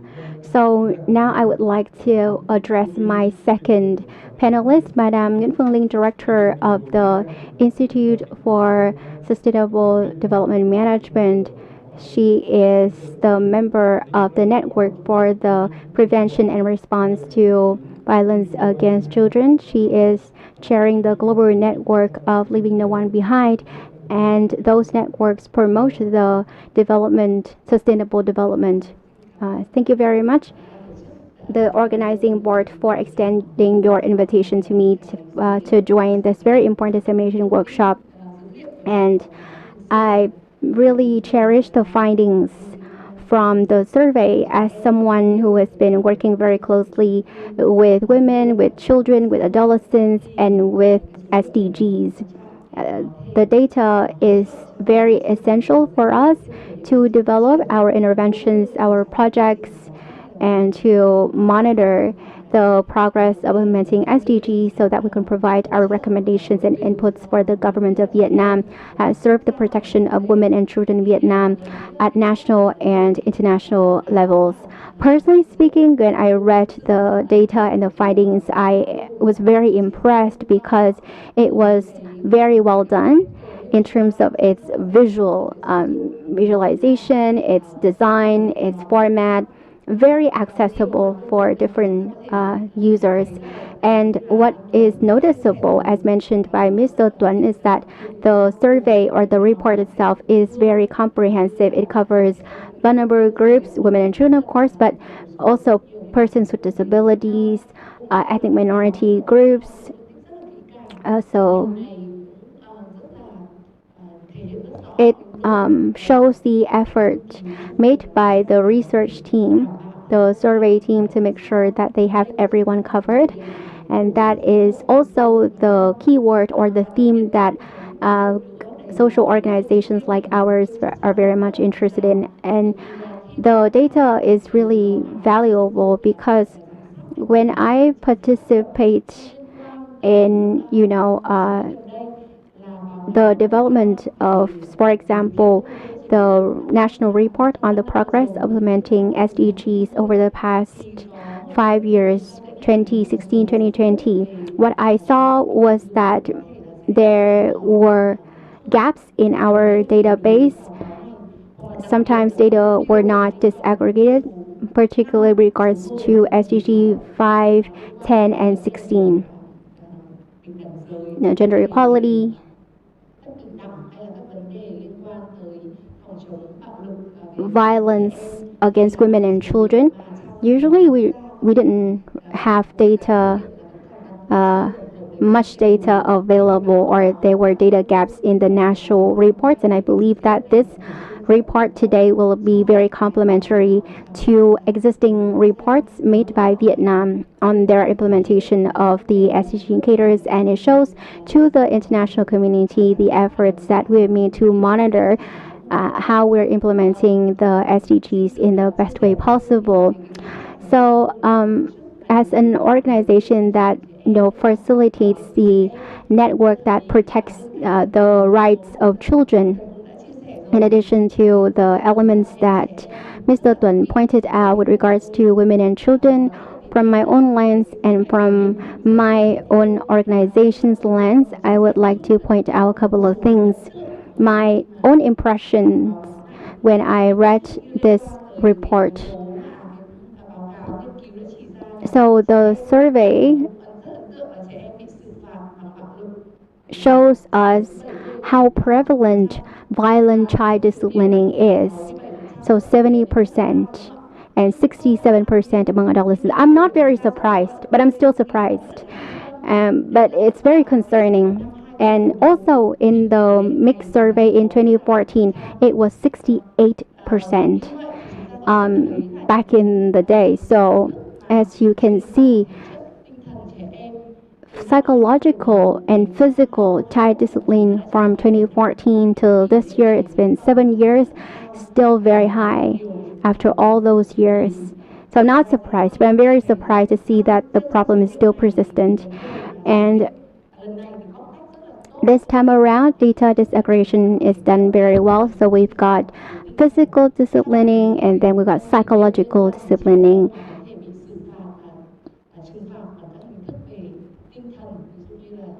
Psychological disciplining includes comparison, scolding, shouting, and it is really prevalent and even more prevalent than physical disciplining. And the older the children are, the more likely they are subjected to psychological disciplining.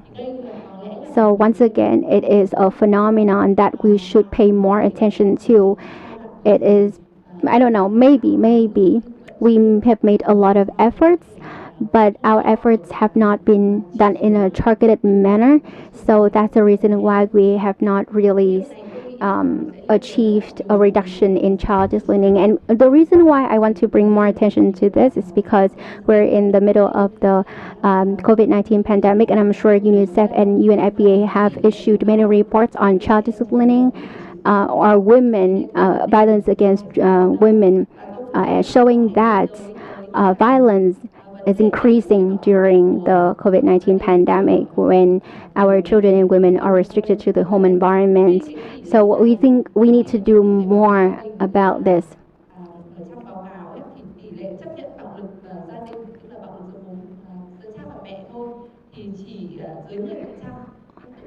Under 10% of the respondents think that violence is justified. But even if it's just 10%, it is still worrying because it is a vicious cycle. Because once the children grow up, they may become perpetrators themselves or become victims or in the future. So I think it has a lot of policy implications as we are in the process of developing a lot of national programs on women and children. And we are also in the process of revising the law on domestic violence prevention and control the next year, 2022. So there are clear policy implications for us to do better to minimize or put an end to, if we can, violence against women and children in Vietnam. Another point that I have seen is the access to internet. We know that Vietnam is really proud of our internet coverage and in our IT development, So access to internet is really high, but disparities in terms of ICT skills are what we are concerned about, because adolescents, according to the survey, are not equipped with ICT skills. It is listed under SDG 17, but in our perspective, we're working in the area of adolescent and child development. We believe that access to ICT skills, knowing how to protect themselves online, for protecting themselves from cyber threats or cyber violence is very important. And we are living in the digital world, industry 4.0, so ICT jobs are going to be the leading source of job generation for the future generation of Vietnam in the future. And that's the reason why I believe that it has to do with not only SDG 17, but also SDG 4, SDG 10, because these SDGs pertain the access to job opportunities, which will become very important once the children grow up. So once again, this indicator has a lot of policy implications for the government of Vietnam.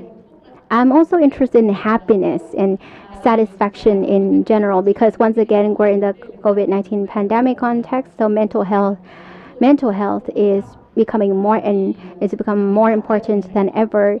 The level of satisfaction among respondents, women and children, and their perception of a better future are above average. I hope that we can maintain this performance or better this performance, but it is certain that when it comes to mental health or child development, Dr. Chong An will speak better on these topics than me. So that's it for me. Thank you very much for listening.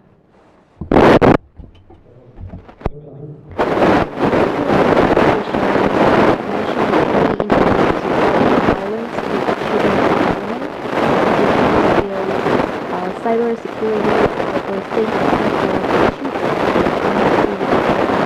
happiness and satisfaction. I'd like to get more information into this from our perspective of education. When we talk about safety and cyber safety skills for the children, we can see that the problems that you raised are the most concerned, and most of the skills for digitalization and for technology are earned by children out of school. So we need to incorporate more contents regarding digital skills in our education so that we can equip them better with these skills. And now we would like to listen to other opinions of the panelists before we open our discussion to broader range. So we would turn first to a panelist online, which is Ms. Phạm Chi Lan, one of the head economic analysts and specialists of Vietnam. So over to you, Ms. Lan.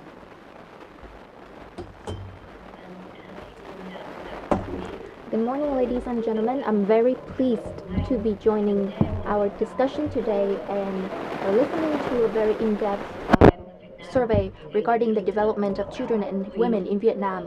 And this is a very valuable survey for me so that I can earn more experience and knowledge about the problem.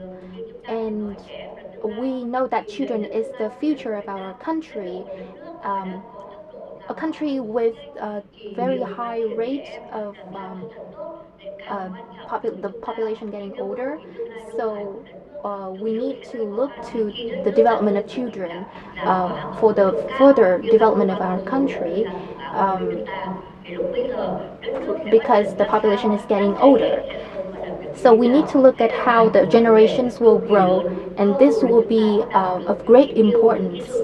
Whether we can achieve high income rates or high development rates, we still need to look at the development of children, because if we don't take good care of this, many problems can occur.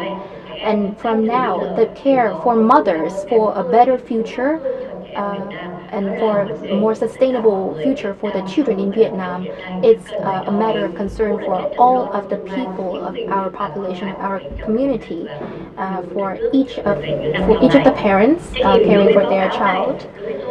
So for me, in this survey, there are significant points. Firstly, we can see that there is significant disparities among different fields, though we can see the development and advancements with our support, with our investment in the policies, with our advocacy in the communities. Still, we can see that there is great disparity between the ethnic groups and those living in the urban areas and the major ethnic groups. And there are also great disparities by regions across the countries. And these are the problems that we need to look into and to have some improvement. Because if we look to build a prosperous and equitable country, then we need to take good care of these problems, because these can be the risk for our future, especially in the context of COVID-19 pandemic, when we have to apply social distancing. We can see that the disparity in the wealth quintile, it has raised, and it has been shown in the international reports. And the whole world is concerned about this problem, and Vietnam particularly have to take more care about this problem regarding the areas that I've just mentioned. And secondly, I'm very concerned about the matters that have to do with education and skills, like digital skills or technology application, because that has to do with the way we improve our education sector. So education has been a sector that is well developed in Vietnam for a very long time. However, if we look at the general education, we can see already many problems. Problems regarding children across the country. So the report all merely touched on children at general education. We haven't touched on higher education. If we look also at that field, then we can see even greater disparities by regions and by communities across our country. So these are the significant problems that we need to look into. And if we talk about the concerns of the families for the education of their children, it is very high. Yesterday, in a discussion that we have with UNDP on the satisfaction of the people after COVID-19 pandemic, if we talk about the concerns of the women of the population in the pandemic, then it is the learning of their children and the rate of the parents thinking about this problem. It's about 64% when that concern for health is only over 50%. So in most families, the grandparents and the parents are concerned about the social distancing being lengthened and that affect their children's learning. And this has showcased the attention of the families regarding education for their children. And in this regard, I think the education sector and other sectors need to work better, to work harder to meet the needs of the population and to take better care of the education for children and for the women and vulnerable groups. Next, I'm also concerned about healthcare. We talked about the improvements, but I'm very worried about the healthcare for children and for women regarding child functioning, including the lowest level of emotional control and depression. So these are the problems for the children of nowadays. Then it will be a risk for our future because children are living in their most enjoyable time of their life, and if they are suffering from depression at this point already, then it will be a great risk in the future, and we need to take very serious consideration for this problem because if we want to improve the psychological condition for the Vietnamese people in future, to ensure labor and to ensure the quality of living for all of us and for the culture, for different fields in the life of the people of Vietnam, that we need to take good care of this. And next, we talk about physical health of the Vietnamese people. We, in comparison to other countries, we are running behind in this regard, and it will affect the productivity of Vietnamese people at the current time and in the future. And we also need to make improvements to this field. Domestic violence, it's also a matter of concern for me. I'm very sad to know that these problems happen through the survey. About 70% of children being abused or being or suffering from violence, both physically and psychologically. It's a very sad status quo that we are experiencing. So the parents, they scold the children maybe from those pressures that they have in life, and that raises even more worries to the children, and it somehow increased the rate of depression among the children, and the rate of adults agreeing to this practice surprised me even more. About 10% of the parents of the adults think about this as normal practice. Then, so we need to have advocacy and have to communicate to the community better on this regard. We need to utilize different channels like the youth union or the women's association to improve the awareness of the adults. We cannot apply the ancient practices of violence being equal to love to the children. And next, I'm also concerned about the quality of water, as mentioned in the report. Though we have some improvements and we have high access rate to water, but the water quality, if it's being in that way, then it's a great matter of concern. About 43.8% of the households are accessing to water that is affected by E. coli and arsen.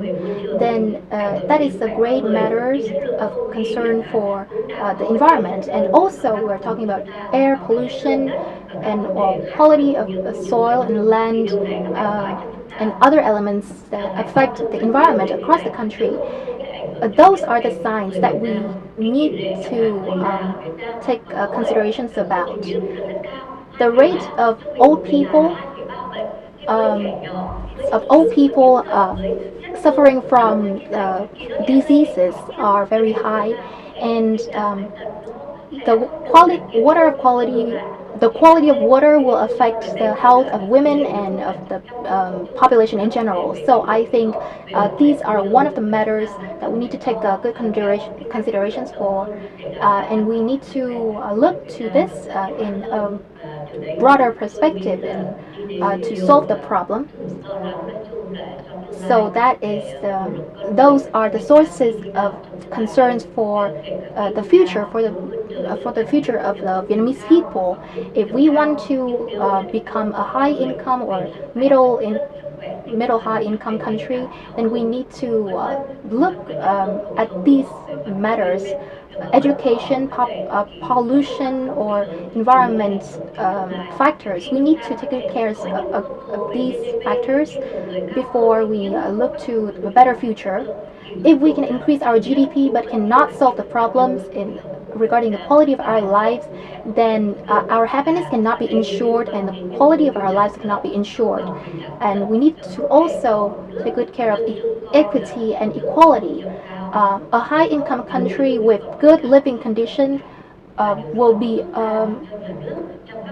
just an imagination if we cannot ensure the factors that I just mentioned, and we need to take better management and administration of different fields for the children and for the women, for the development in our different fields of life, and how we can develop ICT. We need to inform the people better and create the channels so that there can be better communication between the people and the government, so that we can solve the problems and come up with policies in a more timely manner, and to ensure the quality of lives of children and women in general. So that's it. Thank you. Thank you, Ms. Phạm Chi Lan, for your sharing. You have focused on the indicators regarding education, the skills for children and for adults, and secondly, you talked about quality of life regarding violence, environment, and health. Only a short comment from me, and addition from my side. You talk about aging population in Vietnam. We are shifting from a golden population to an aging population, and we are among the countries with the highest rate of shifting in the population trend in this way. The way we can solve this problem in the upcoming 20 years has to do with the education, with how we develop our education sector and the quality of life currently. And now we'll move on to Mr. Nguyễn Trọng An, the Vice Director of the Center for Development, and he is currently working at the Center for Environment Development, and he has had more than 30 years of work in the field of children care. So over to you. Thank you for your introduction. Ladies and gentlemen, to you watching online and offline, I'm very happy to be here at the dissemination workshop of MIX, which is organized by UNICEF and GSO. I have looked at the survey for months because we have had a survey from before. And fortunately for me, I have followed MIX survey from the very first days with all of the colleagues at GSO and some who are sitting here. So I can see the improvements in the indicators regarding women and children, how they have developed, and especially regarding the sustainable development indicators. So overall, I totally agree with Mr. Anh Tuấn and Ms. Ling and Ms. Chi Lan for your comments regarding the survey. However, I have this particular point to share. when Mr. Anh Tuấn talked about mothers and children, I actually have quite an opposing comment. We know that the governments have approved decision on the comprehensive care of mothers and children in the period of 2018 to 2025, and this is a comprehensive decision on the care for children and women in different aspects of their lives. But in comparison to mix, regarding the questionnaires that I have looked at to give recommendations for development, we can see that the rate of children having early initiation of breastfeeding is very low, and exclusive breastfeeding in the first 6 months is lower than before, only 45% at the current time. So we can see that the care for the children from when they were still in the were still the child in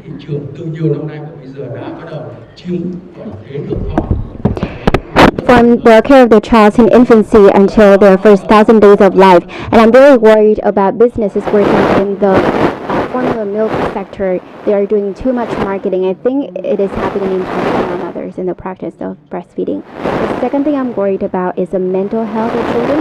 Ms. Ling talked about violence against women and children. The survey talked about violence against women and children. A lot of reports made by Viet Nam, by UNICEF, by UNFPA, by everyone also talked about violence against women and children. Parents are trapped at home. Children are trapped at home. I mean, parents become annoyed. Parents become annoyed at the slightest, smallest, most harmless actions of children just because they were so stressed. And then we see that our children are very attached to their computers, their technological devices, and because they spend too much time online, they are subjected to cyber violence. I previously conducted a Young Life study. Actually, it's conducted in 4 countries in the course of 15 years to monitor the impact of the governmental policies, economic policies, financial policies, and so on. How these policies affected the children since their infancy, and even back then, mental disorders among children, even back then, were really prevalent. 19% of children in those countries were affected by mental disorders. Recently, the Ministry of Education conducted another study on mental disorders. Using SDQ 25 screening, it shows that children, actually 36% of children in secondary schools are actually suffering from mental disorders and psychological problems. So now that we have Mr. Tuấn from the health sector is here, I want to tell you that mental health, I think you have not paid proper attention to. You are only paying attention to those who are suffering from epilepsy and those who are suffering from like serious mental illnesses, but you have not paid attention to preventive measures. You're only paying attention to treatment. But mental disorders can come from very like regular actions in daily life, like shouting, like spanking the children. Violence is prevalent in all settings, family settings, community settings, public settings, and mental disorders can start very early on, even in the first 1,000 days of life. Depression. I'm talking about postpartum depression. We conducted 2 studies. One we conducted with the Hanam Women's Union, and another one we conducted with the Hanoi Women's Union. And postpartum depression among women is alarming. Alarming. Women are depressed because of many reasons. They're getting married, their children are sick, their husband are having affairs, they're not happy about their mothers-in-law. And postpartum depression leads to many phenomena, including some mothers even killing their own children because they were so depressed. That is so alarming, and I think the Ministry of Health should pay more and more attention to preventive measures against mental disorders and mental health problems. Second point, I agree with Madam Chi Lan.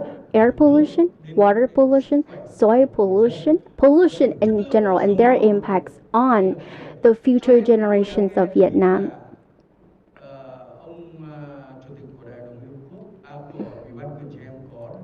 The chair of the Committee on the Rights of the Child recommended that we need to add another right to the list of rights of the child, not just the right to survival, the right to participation, the right to protection. We need to have another right added to the list, that is the right to a healthy environment. In the past, we had One Health zoonotic diseases, One Health Partnership working on zoonotic diseases. That has to do with the environment. But waterborne diseases, arsenic contamination, E. coli. What is E. coli? Nobody knows, right? Let me tell you, E. coli is from feces, contaminated with feces. How come? I'm very concerned. Okay, where's the water? What is the source? Why? What's wrong with our soil? What's wrong with our water? How come we have not treated our water properly? In the past, arsenic contamination was the problem that we focused on addressing. Now, E. coli, feces, in short, is another problem, an emerging problem. Soil contamination with, contaminated with pesticides. Now we call it, with using the fancy words, plant protection drugs. Nobody thinks that it's dangerous, but pesticides, people, they're the same essentially. And then we've got growth hormones injected into our pork, our beef. Maybe you don't know. Salbutamol, for example, that increase the muscle mass of the pigs, for example. They can only live until they reach 100 kilograms. They have to kill the pigs right away because they cannot survive after they reach 100 kilograms. And I don't know how many people have consumed such pork.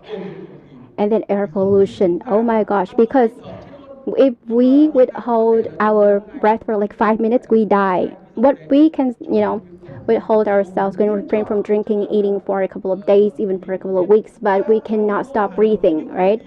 In Hanoi, the air quality index on some days, PM 2.5 particulate matters is color-coded orange and purple. By the way, if you don't know, that's alarming. UN agencies had to close down, and they had to inform their agencies to tell their officers not to go out. Because such terrible air quality can lead to strokes, cancers, lung cancers. Mr. Tuấn from Ministry of Health, 77% of our people die because of non-communicable diseases, ladies and gentlemen. Mr. Tuấn, in one of the workshops previously, mentioned that on a daily basis, 100 people in Vietnam died of cancer. Now, that is even worse than COVID-19, isn't it?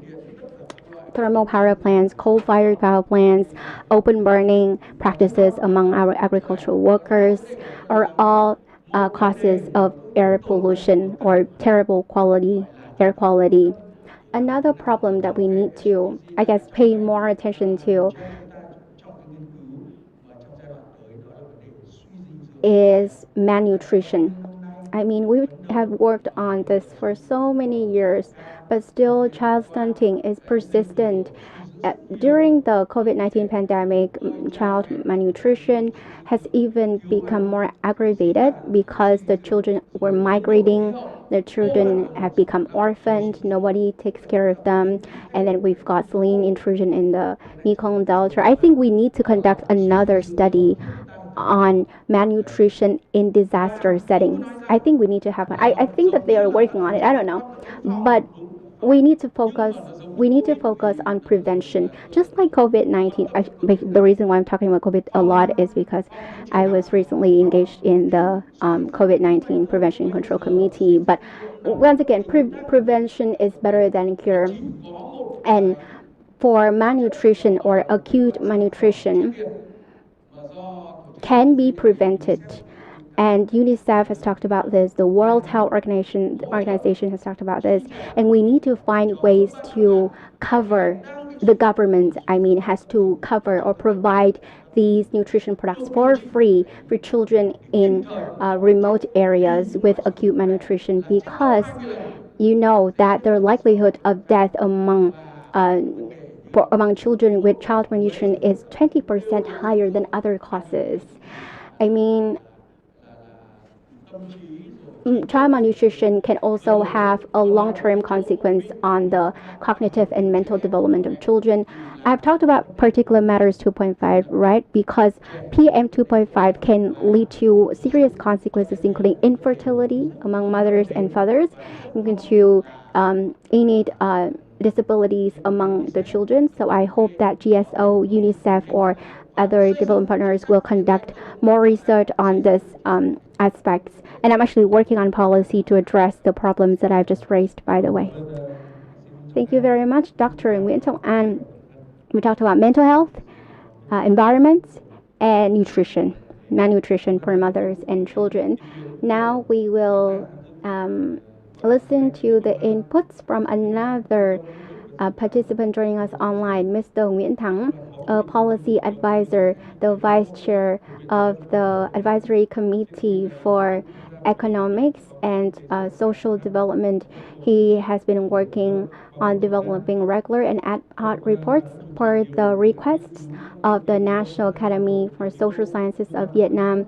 He chaired the development of many reports on job generation and on the social development in general. So we would like to hear from him. So once again, thank you very much, our organizer, for inviting me to comment. I would like to provide one more part to my introduction. I am very much interested in children because I'm working for Young Life, and for the past 20 years, I've conducted many studies on children across the country, and even studies on older children who are entering the labor market. And what I'm very interested in is poverty trap and the inequality trap, meaning that the children who were born in poor families or disadvantaged families, once entering the labor market, how are they affected by their background? I highly appreciate the findings of this survey because, one, it helps monitor the implementation of SDGs in Vietnam. But what is more important is that the report comes at the right time when Vietnam has started developing our social economic development strategies and plans for the next 5 or 10 years. And I believe that this report will provide a baseline so that a couple of years later, 5 years later, when we conduct our post evaluation, we'll see how far we've come over the past 5 years. So this particular survey is very important in that sense. It helps us monitor our progress in the future. So that's really good. Evidence-based policy making is becoming more important in Vietnam. So once again, this survey serves that purpose. Second point, it paints a big picture for us. It is clear that before the pandemic, Vietnam were growing very well socio-economically. The indicators on economic indicators and non-economic indicators like maternal and child care, access to health, and then satisfaction in general were pretty positive or improved before the pandemic, and it showed that the people were benefiting from our social economic growth. And then That's what I'm very interested in, because I want to see how social economic development translates into the impact on the life or better life of our people. And I'm very happy to see that our people have benefited somehow from our social economic development progress. Point 3, disparities. As mentioned by our previous panelists, the disparities right now by regions were different from the past. 20 years ago, when we conducted our research, we usually say that the majority and the minority, but nowadays, not all ethnic minorities are the same, groups are the same. Now we have to focus on particular ethnic minority groups that are left behind among the ethnic minority groups, and I'm talking about Hmong or Khmer. Those are the groups that are left further behind. So they should not be grouped together with other ethnic minorities that are progressing at a lot faster pace. So once again, the disparities are widened, not between the majority and the minority, but between the majority and some minorities and other minorities.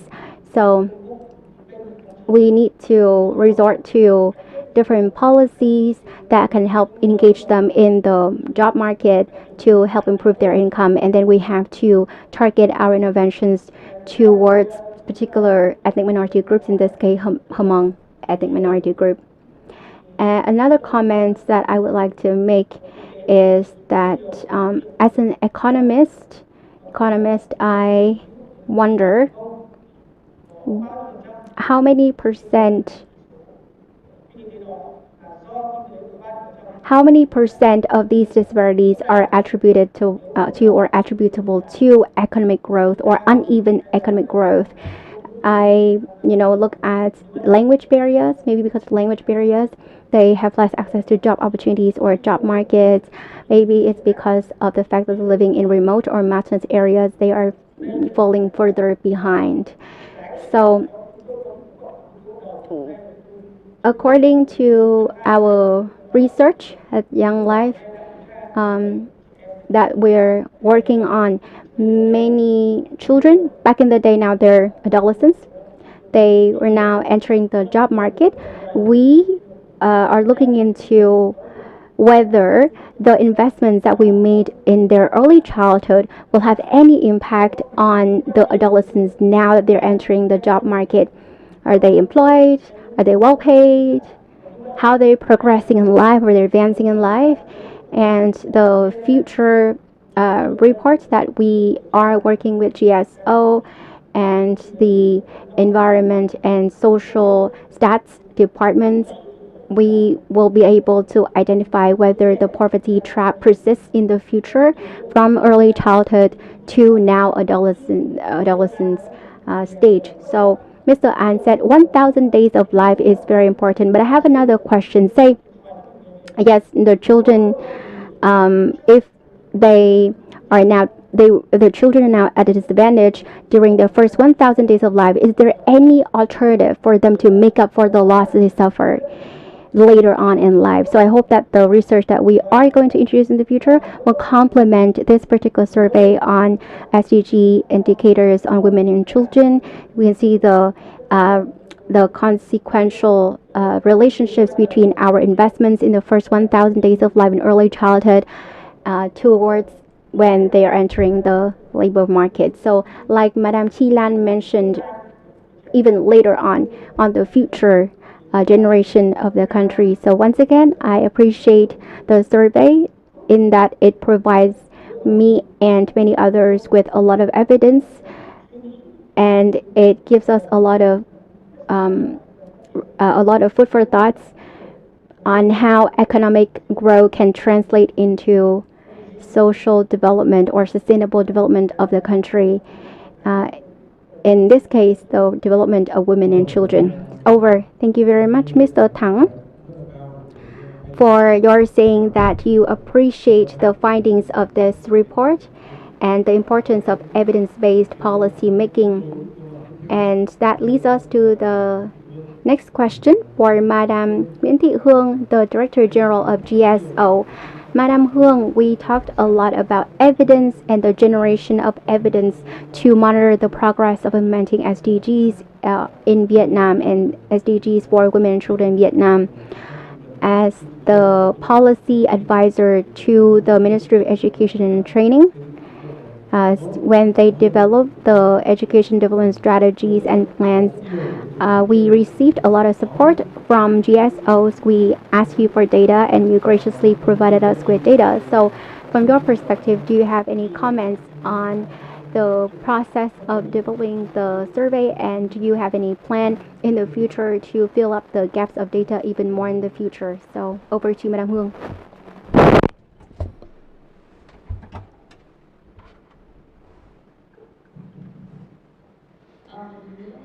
Yes, once again, I would like to extend my gratitude to UNICEF and UNFPA for providing technical support to our survey so that we can come up with the results today, with the evidence through the very comprehensively prepared report and survey. The results and the outcomes are merely the initial outcomes, so that we can have the evidence for further considerations. And based on the function of GSO, we are under the Ministry of Investment and Planning, and we advise the minister on the development of statistics for the country, organizing statistical activities and providing social economic information for the agencies under the party, and for the policymakers on developing the plans, the strategies for social economic development, and providing the forecast for better solutions. And we are also supervising and monitoring the implementation of the Sustainable Development Goals and international standards for women and children. So, implementing Decision 662 of the Prime Minister on the implementation of the National Action Plan on the implementation of the Sustainable Development Agenda for 2030. So the Ministry of Planning and Investment also issued a decision on the indicator set for Vietnam with 158 indicators with 17 general goals based on the Sustainable Development Goals set out by the United Nations. And GSO has committed to following the function of GSO. We will mobilize different resources to collect the information and data that serves the statistical activities and clarify the indicators that reflect the sustainable development of Vietnam, and to serve the commitment to international treaties and development goals in Vietnam. And in realizing this, we want to thank the international organizations for supporting us. And the workshop today is also an evidence of the cooperation between GSO and sectoral ministries, with the Ministry of Education and Training, with Melissa, with the Ministry of Health, and other ministries relevant to the provision of data, very integral data, to GSO in the upcoming time. And as you may have known, we are in the first years of implementing the socio-economic development strategy 2025-2030, and these are the indications for what we need to look to in the future and define where we are standing so that we can figure out a suitable pathway, the most effective and the fastest way towards the goals that we want to reach.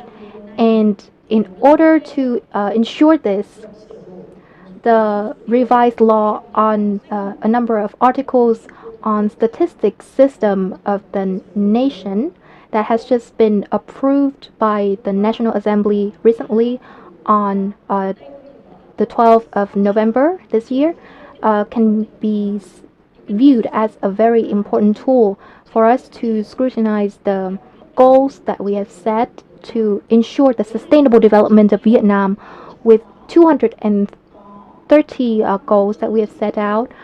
54 reflects a gender element, 33 element for gender at the international scale, and some for the women and children. And there are also other indicators, and we need more resources supporting these indicators. And as just discussed with Ms. Rana before the workshop, how can we work together and join hands to mobilize the sources for the children, for the development of children, and for women and mothers in Vietnam? How can we take practical actions based on the evidence that we've just released to you?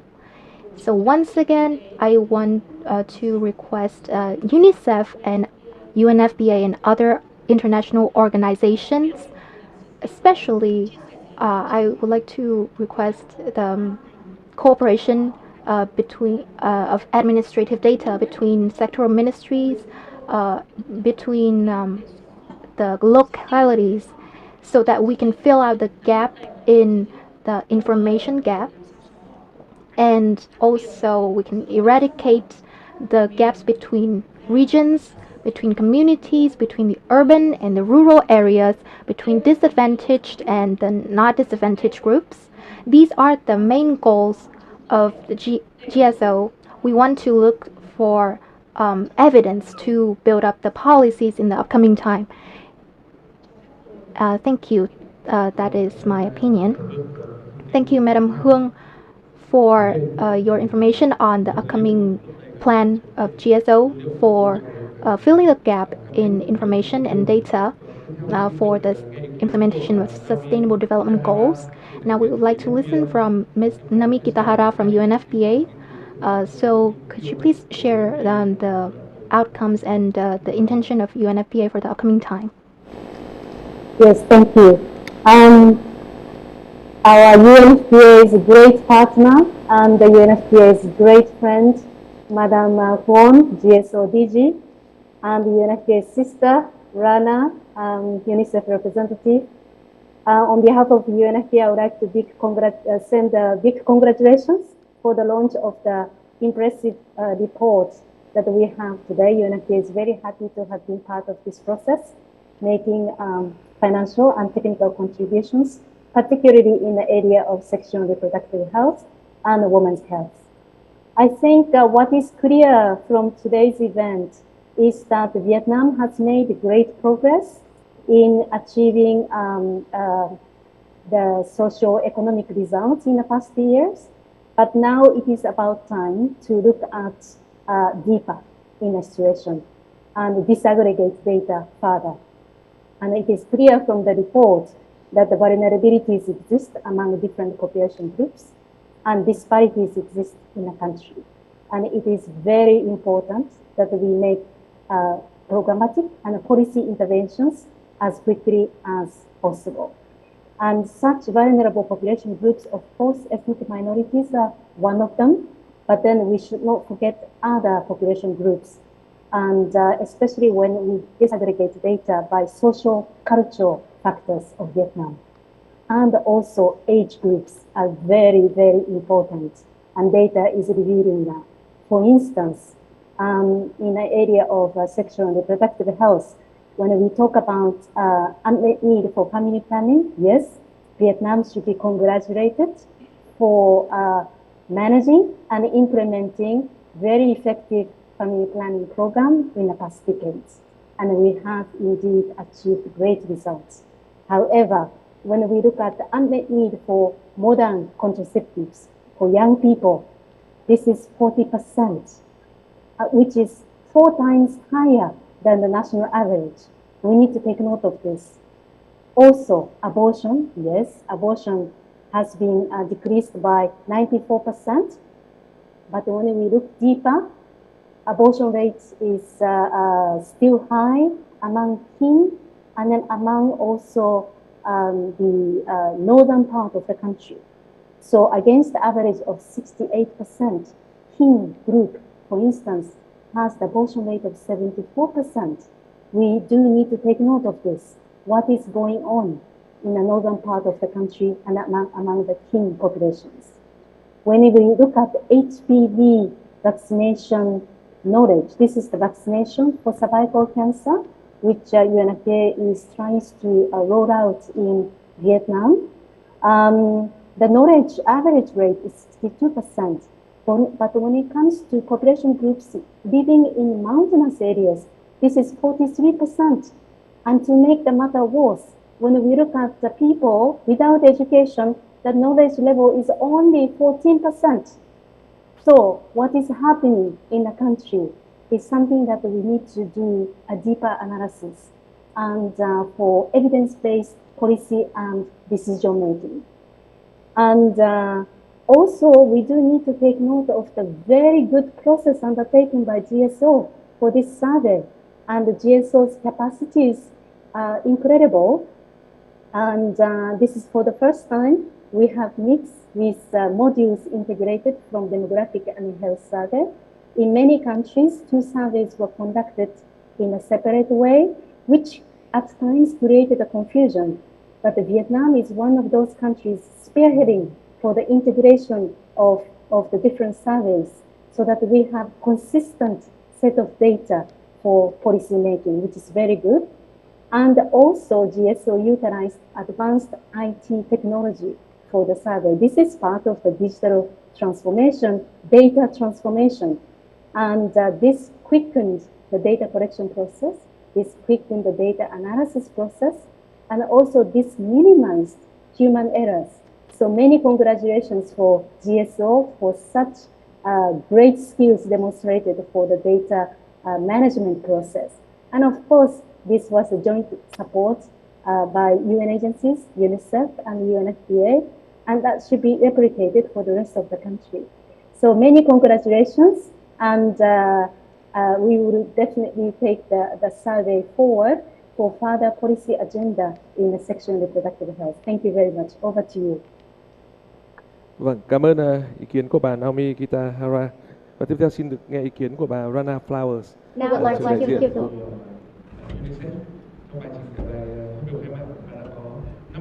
Well, to Madam Rana Flowers, so you stated 5 striking points that you have observed during the findings. So what do you think?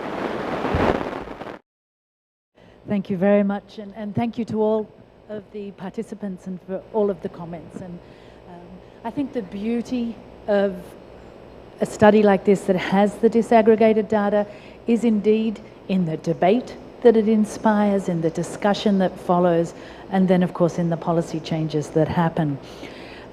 It is possibly the moment for us to reflect on the fact that this is a key study. It covers the majority of the population, and it is time for that study to become part of the nationally approved list of studies in Vietnam, not least because of the richness of the data we get on the SDGs. I think out of all of these, I love it when we see progress for children, and the Convention on the Rights of the Child calls for progressive implementation and improvements. But I get most interested and most inspired actually when the data tells us we have a gap, we're missing something, because that tells us that there are children who are being left behind. And I think from the findings and from all the areas that everybody has identified, there are a number of steps that government can take, and there are already practical policy changes that can be made that address those. So let me just try and tease out a couple of those as we go forward. The first one, related to the ICT skills and the lack of skills. We make a mistake if we start to introduce those in secondary school. They have to be introduced from the time the children hit school, which is 3 years old. It's the same as skills for employability, the fourth industrial revolution skills. Must be introduced from the earlier stages because that's when the brain development is still happening. And you want the brain to connect in particular ways that allow those skills to be fired. The second area we've talked a lot about the need not to group always ethnic populations together, but focus in particular at times on different populations. And there are several recommendations that have been made. We do need to look, as Naomi just said, at sexual reproductive health. We can't be talking about how many children are being born in those areas when less than 50% of the population has access to contraception. We have to be looking at social protection. The study showed us that in fact the percentage of the rich receiving social assistance was more than the percentage of the poor in the survey. That tells us our system, our administrative system for this needs some tweaking. We need to look at that and address that. In nutrition, if therapeutic foods were included under the health insurance, we would be able to address the levels of stunting and malnutrition that have been raised. Simple fixes. For water, we need to be monitoring the quality of water and looking at that. Our colleague talked about the right to a clean environment. It is covered under the Convention on the Rights of the Child, Article 24. But air pollution, the degree to which air pollution through a child's lungs go into their brain and affect their learning and their connections is shocking. And it is unacceptable. We need a clean environment, not just because it's the right thing to do, because of solar energy, because of climate change. We need it because our children deserve better. On the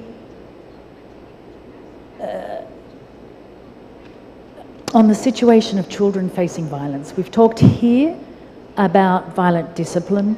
We know UNFPA did a fabulous study on the gender-based violence and the degree of violence against women and children. We do not have in Vietnam a system for identification, response to violence.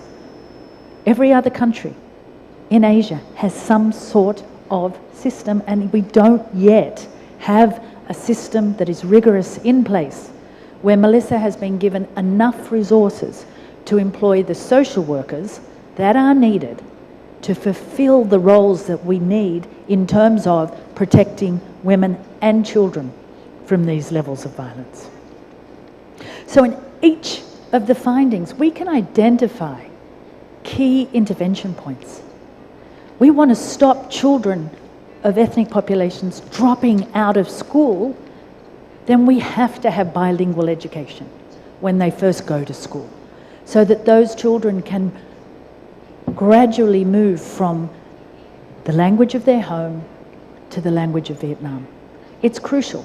And if we don't do that, we will continue to see this massive dropout and this loss of children and these cycles of intergenerational poverty that will continue. So there are very practical steps. I go out, like many of you, to ethnic populations, to the mountainous regions in the center, in the north, and in the Mekong Delta. We need to stop, because my own sense is we're a little bit comfortable with small incremental change, and perhaps it's time for us to demand bigger change, to really rethink how we approach the issues with the populations and how we can make a better difference. Thank you. Dạ vâng, cảm ơn ý kiến của bà. Thank you very much, Madam Rana Flowers, for your inputs. Now I would like to invite Mr. Đặng Hoa Nam. Would you like to have a few words, Mr. Nam? As the Director of the Child Affairs Department responsible for child care and protection. How do you find our findings? And how do you find the comments made by our panelists? Ladies and gentlemen, joining us today at the dissemination workshop, I would like to provide you with 3 big comments. The first one, we highly appreciate the fact that in Mix 7 survey, we have covered SDG indicators in Agenda 2030 very comprehensively, as well as a plan of Vietnam to implement Agenda 2030. We would like to spend a couple of minutes mapping or looking back on the commitments that Vietnam has made in Agenda 2030 in terms of child protection and social security. First, in our social economic development strategy 2021-2030, there are goals that are qualitative, and it is the very first time that in one 10-year strategy that child targets are clearly and comprehensively reflected with commitments to fulfilling the SDGs. So once again, Vietnam would like to become a pioneer in the world. Even though we're a latecomer, we still want to progress faster than other countries. And the second goal is to ensure all children's rights and to create a conducive environment for the development of children. A third goal is to strengthen the education of skills and knowledge to protect the children for those concerned or those responsible for protecting the children.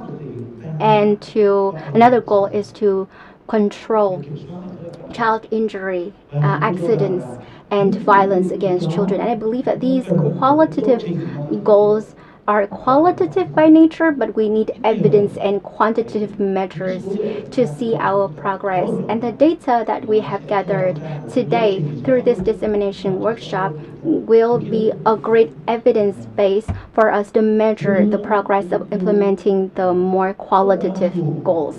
Another overarching goal in our 10-year social economic development strategy, I mean not just 10 years, maybe 15 or 20 years, is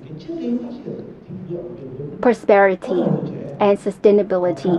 Prosperity and sustainability start with our children, and we have to prove how we are making our investments to achieve that goal through our investments in children. And this survey, once again, will provide us with a guideline, with a baseline for us to see whether 15 years or 20 years later we have fully exercised our philosophy of prosperity and sustainability.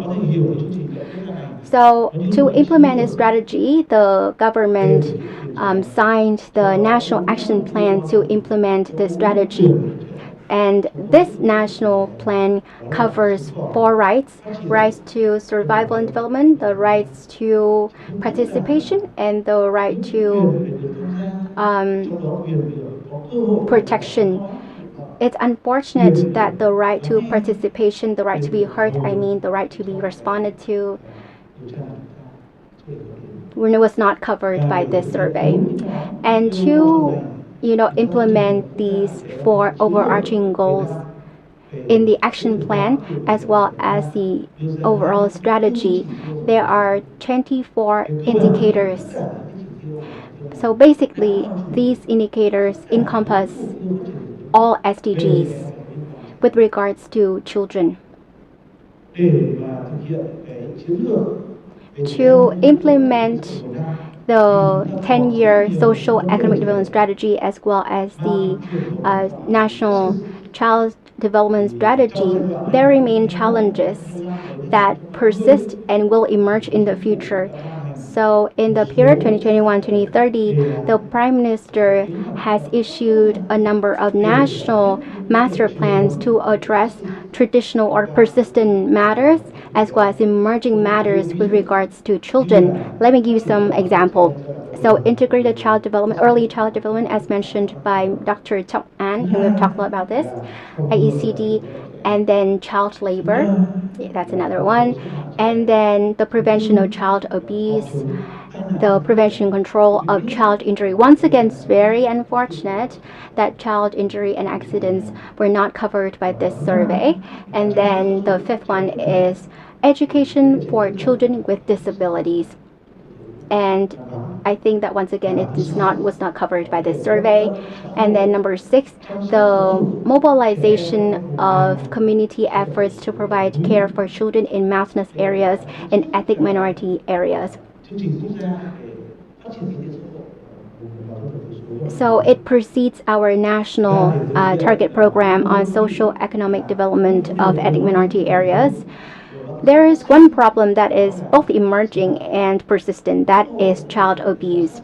The National Assembly conducted in 2020 one inspection or an oversight report, and afterwards it issued the resolution 121 on strengthening the effectiveness of national policies on child protection. The National Assembly assigned the government to strengthen its databases and issue a national a set of national child targets and indicators. To implement this resolution, Melissa has worked very closely with GSO and other sectoral ministries to issue a set of national child targets through Circular 13 issued in 2021. There are 60, by the way, child targets indicators that once again encompass all SDGs indicators with regard to children. There are 24 indicators on child abuse and the sanctioning of perpetrators. So that is my map for you all to understand what is going on at the moment and where SDG indicators are positioned in all policies, master plans, and the system of legal frameworks in Vietnam. And another thing I would like to point out, and also has been mentioned by the comments of our panelists in the presentation with GSO, and that is integrated or comprehensive child development. It has been covered by this survey, but it's very unfortunate that approach is, I guess, not as comprehensive because it's just early childhood education. Mainly preschool education and maybe early stimulation, the engagement of parents. But personally, I think that when we look at all indicators, nutrition, child disciplining, and then reproductive health for women, prenatal care, and even men's engagement, I think if we look at all indicators, we can have a more comprehensive picture of how children are being cared for and protected in the first 1,000 days of life, under 5 and under 8. So integrated child development is not just restricted to education or stimulation. I believe that we need to have a more thematic research on this particular aspect of integrated child development. There are other indicators that we looked into, for example, child functioning with social communications, behavior controlling, and so on. It's important that we have some early indicators on the mental health of children. This is very important to us. Ministry of Health has started working on rolling out solutions to provide mental health care, but then COVID-19 started, and then they stopped all the efforts, providing mental health care. But Dr. Huân, you're here today, so I believe after COVID-19, the first thing you should do for all people, including children, is to strengthen our mental health care services. One more thing, that is overall satisfaction and happiness of the people. This is key if we want to develop a prosperous and equitable society of Vietnam where all people can benefit from economic growth. we need to look into this indicator. And then we have also collected data on the indicator of children not living with their biological parents. We actually did one similar research to gather data on this. And I think that after COVID-19, when the income loss, I'm saying migration from industrial zones, industrial parks back to their hometown. And now I think they will migrate from their hometowns back to industrial zones and industrial parks in the new normal context. I think the migration pathways are going to be clearer in the future, and I'm sure that the children will tag along. So come back to the hometown, and children will now go back to industrial parks. I don't know if they will go back to industrial parks. Sometimes they will be left behind with their grandparents. And after a while, after the parents have earned enough income, they'll bring the children to the cities or to industrial zones. So at least this survey will provide us with some baseline, so that later on we'll see how the trend will progress in the future post-COVID-19 pandemic. Safety is also very important, and what we highly appreciate is that in this Mixed 6 survey, we continue collecting data on child disciplining and at a higher level, violence against children perpetrated by caregivers themselves. We only have had only data on the tip of the iceberg. You say over 2,000 cases of violence against children and child sexual abuse. But once again, it's just the tip of the iceberg. Look underwater, the part of the iceberg is under the water. It's behind closed doors. It is hidden, or it is implied in the way that the parents are raising or bringing up their children. Child spanking and child disciplining, those we don't have reports on. They're under the water. And I'm not surprised when I see that 70 or 71% of our respondents say that they have been disciplined violently before. I'm not surprised, and it's alarming indeed. I would like to also bring your attention to child labor. So child labor is a very clear target or indicator of how Vietnam will integrate into the global platforms. When we participate in the most progressive FTAs, free trade agreements, child labor will always be incorporated as one of the requirements when we want to compete on a leveled playing field with other countries. According to a report conducted by ILO and GSO, it shows that the number of children engaged in child labor is really high.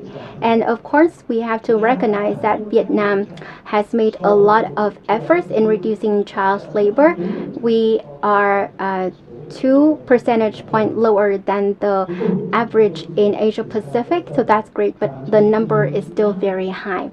Now I would like to move on to my third comment. So there are 3 policy implications. This survey provides multidimensional, multifaceted indicators for us to implement our national child development strategy for the next 10 years. And as I said, it's very important to have quantitative data that will help inform policy making and programming to address and to cope with persistent as well as emerging child problems in the future in the next 5 or 10 years. Number 2, this survey provides very important evidence that encourages Vietnam to become more proactive in incorporating child targets and indicator into our national target programs. We've got 3 actually. We need to do more to incorporate child targets indicators in these 3 national target programs, as well as the annual social economic development programs of local governments, as well as the work plans of line ministries and local departments, especially of local governments in rural and remote areas, making sure that all children can exercise their rights. And the third policy implication that I have observed is that the gaps pointed out by this survey have given us really important recommendations on how we can allocate our resources. Resources mean not only state resources, but also non state resources, not only financial resources, but also manpower. By manpower, I want to talk about professional and paraprofessional social workers so that we can protect our children better and we can reach our finish line faster than expected.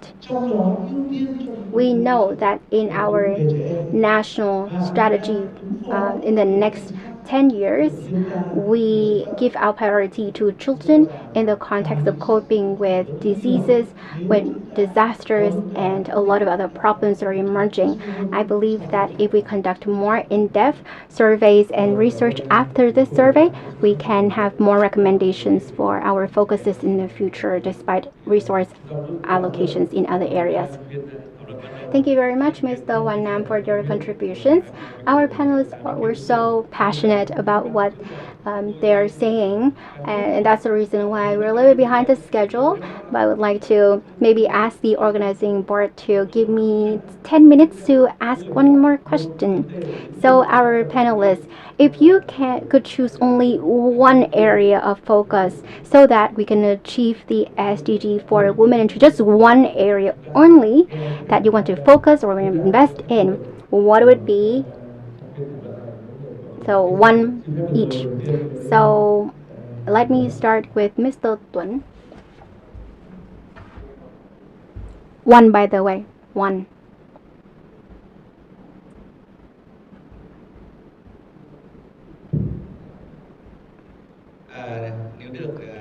Okay, if I could choose one only, one, what I should do in the future, one,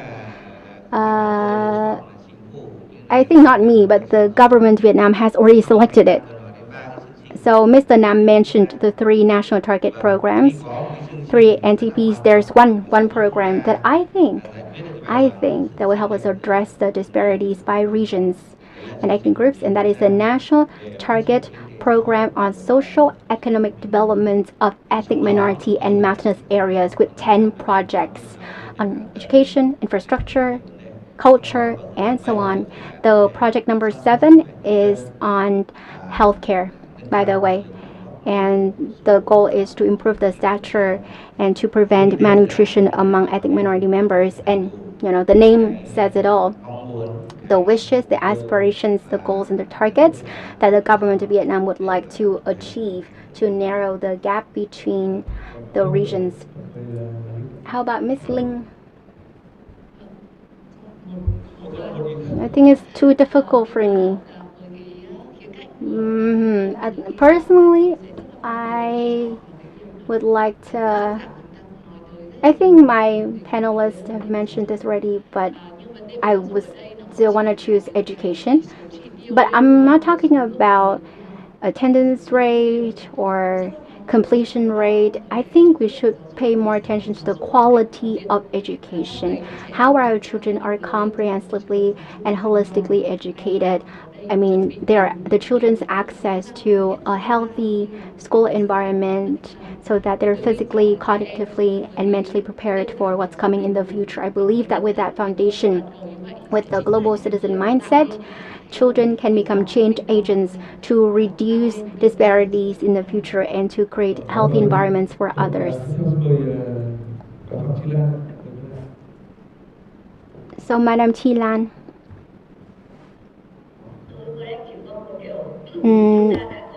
We have issued many programs, resolutions, all sounds great. Just do it. Just do it in a targeted manner. I mean, to end everything once and for all. Implementation. Over. Dr. Trọng An. To me, quan tâm đến câu chuyện là chăm sóc vì sự phát triển toàn diện của trẻ em. integrated child development in the first 1,000 days of life. Integrated meaning nutrition for mothers and children, mental health care, how we can make sure that by 2030 we can achieve our targets, and also early stimulation for the children. How about Mr. Nguyễn Thắng? I would like to echo my panelists in saying that there are many priorities I would like to focus on, but if I could choose one, digital divide. Digital divide is very important for inclusive development, not leaving anyone behind in the Industry 4.0 era. And in this case, to leave no one offline, making sure that remote children can get access to information, because information is knowledge, knowledge is power. And we have the saying that learning from the internet is even better than learning from your teachers. So let's make sure that they have access to the digital devices. How about Miss Huong? There is one message that I'd like to impart to everyone. That's also the wish of the stats sector.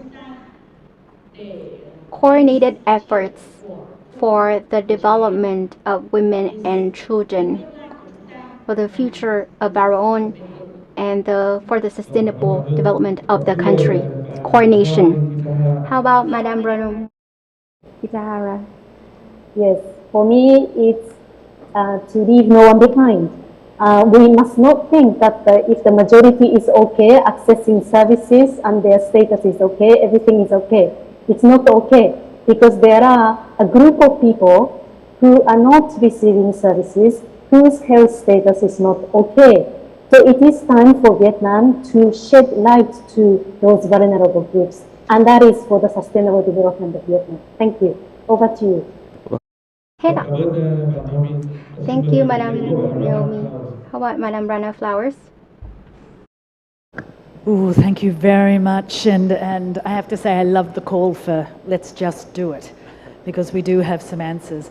I did want to add that it's interesting to study the degree to which the NTPs do address children and actually include child indicators and indicators for women. I hope that they can be reviewed in the light of these findings, because in some cases they are wanting.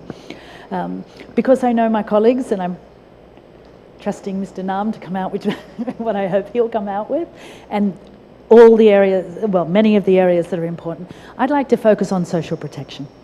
I think that we've made a call for a child grant to be paid to families. If families have the resources, they do put the food on the table, they do address nutrition, they think about stimulation and having books in the house, they get to health care.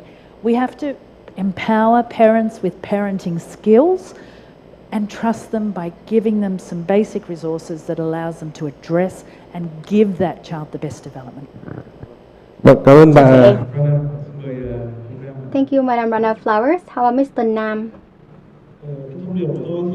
My message is pretty simple but difficult to implement or achieve. For a prosperous and sustainable Vietnam by 2030 and 2040 is our slogan. But to achieve that slogan by 2045 or 2030, we need resources. And the most important resource is the children. To have a quality resource, we have to make our investment in it. The resource will generate other resources. So budgetary investment, or the investment of human power for the development of children. Thank you, Mr. Đặng Hoa Nam, for your message. So 8 comments have summarized our panel discussion perfectly. More investment, more action. Just do it for the future of Vietnam, who will be the human capital that determines the future development of the country. And our SDGCW survey will inform policies and programs in the future. In fact, there are many striking findings. for us to see what we have not done well as expected. And a lot of data have confirmed our concerns, existing concerns. It points out the elephants in the room. We know those are the problems. We need to do something. The more evidence that we can collect on it, the more we can promote policy changes. And there's one comment I would like to repeat from Madame Chi Lan. Policies are there, programs are there, just do it. But as policy makers, sometimes we should not oversimplify policy making, because you know to make good policies or programs, we need to take into account many factors. Once we develop a policy that is too ambitious or too invisible, then we cannot implement it. So let's start with policy making, making sure that it is evidence-based, it is visible, it is relevant to the needs of the people, and the survey that we've had today will be that source of data for us so that we can implement successfully and mobilize resources for the implementation of our policies and programs. Once again, thank you very much and congratulate GSO for a fantastic survey and report, which comes very promptly in a timely manner as we're preparing for our national report on SDG implementation. Thank you, our speakers, and we find our event very successful and your comments really meaningful. We're all very excited for what is coming. We are all passionate about what we are discussing. It's beyond our original agenda, so we would like to ask for your permission to give us a couple minutes to let Madame Hương deliver her closing remarks to conclude our dissemination workshop today. So our panelists, please come back to your seats, and now it's time for Madame Hương. The floor is yours.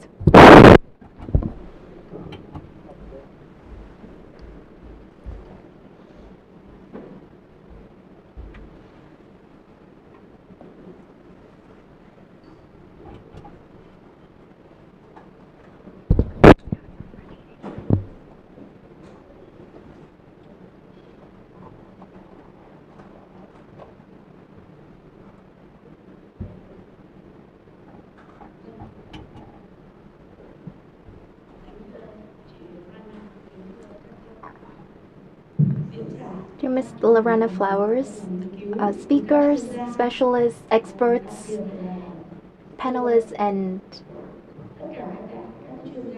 all of the specialists and representatives of different organizations and from different channels, offline and online, Ms. Naomi, Madam Chi Lan, Mr. Tang, and all of the stakeholders participating in the implementation of MIX6 survey. So it is the wrap-up of our survey report, our 3-year implementation of the survey. And during that process, we have received the support from UNFPA, UNICEF, sector ministries, experts internationally and domestically. And we have coordinated the support from all of the sides to collect the evidence so that we can inform the policies and strategies and guidelines so that we can head towards the future for the mothers, for children, and environmental problems and the elements that affect our lives and the futures of ours. The General Statistics Office once again would like to emphasize our commitment to collect more evidence and data and disseminate these data to the information users domestically and internationally, and we will coordinate with the sector ministries and different localities so that we can monitor the implementation and supervise the implementation of the survey of the goals and the indicators that we set out so that we can reach our goal as we have decided. And I would like to announce the wrap up of our dissemination workshop, and we would like to see you again when we will talk more about the outcomes of the survey annually and through the thematic seminars.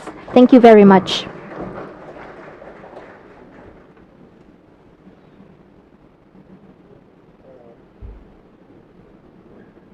Recording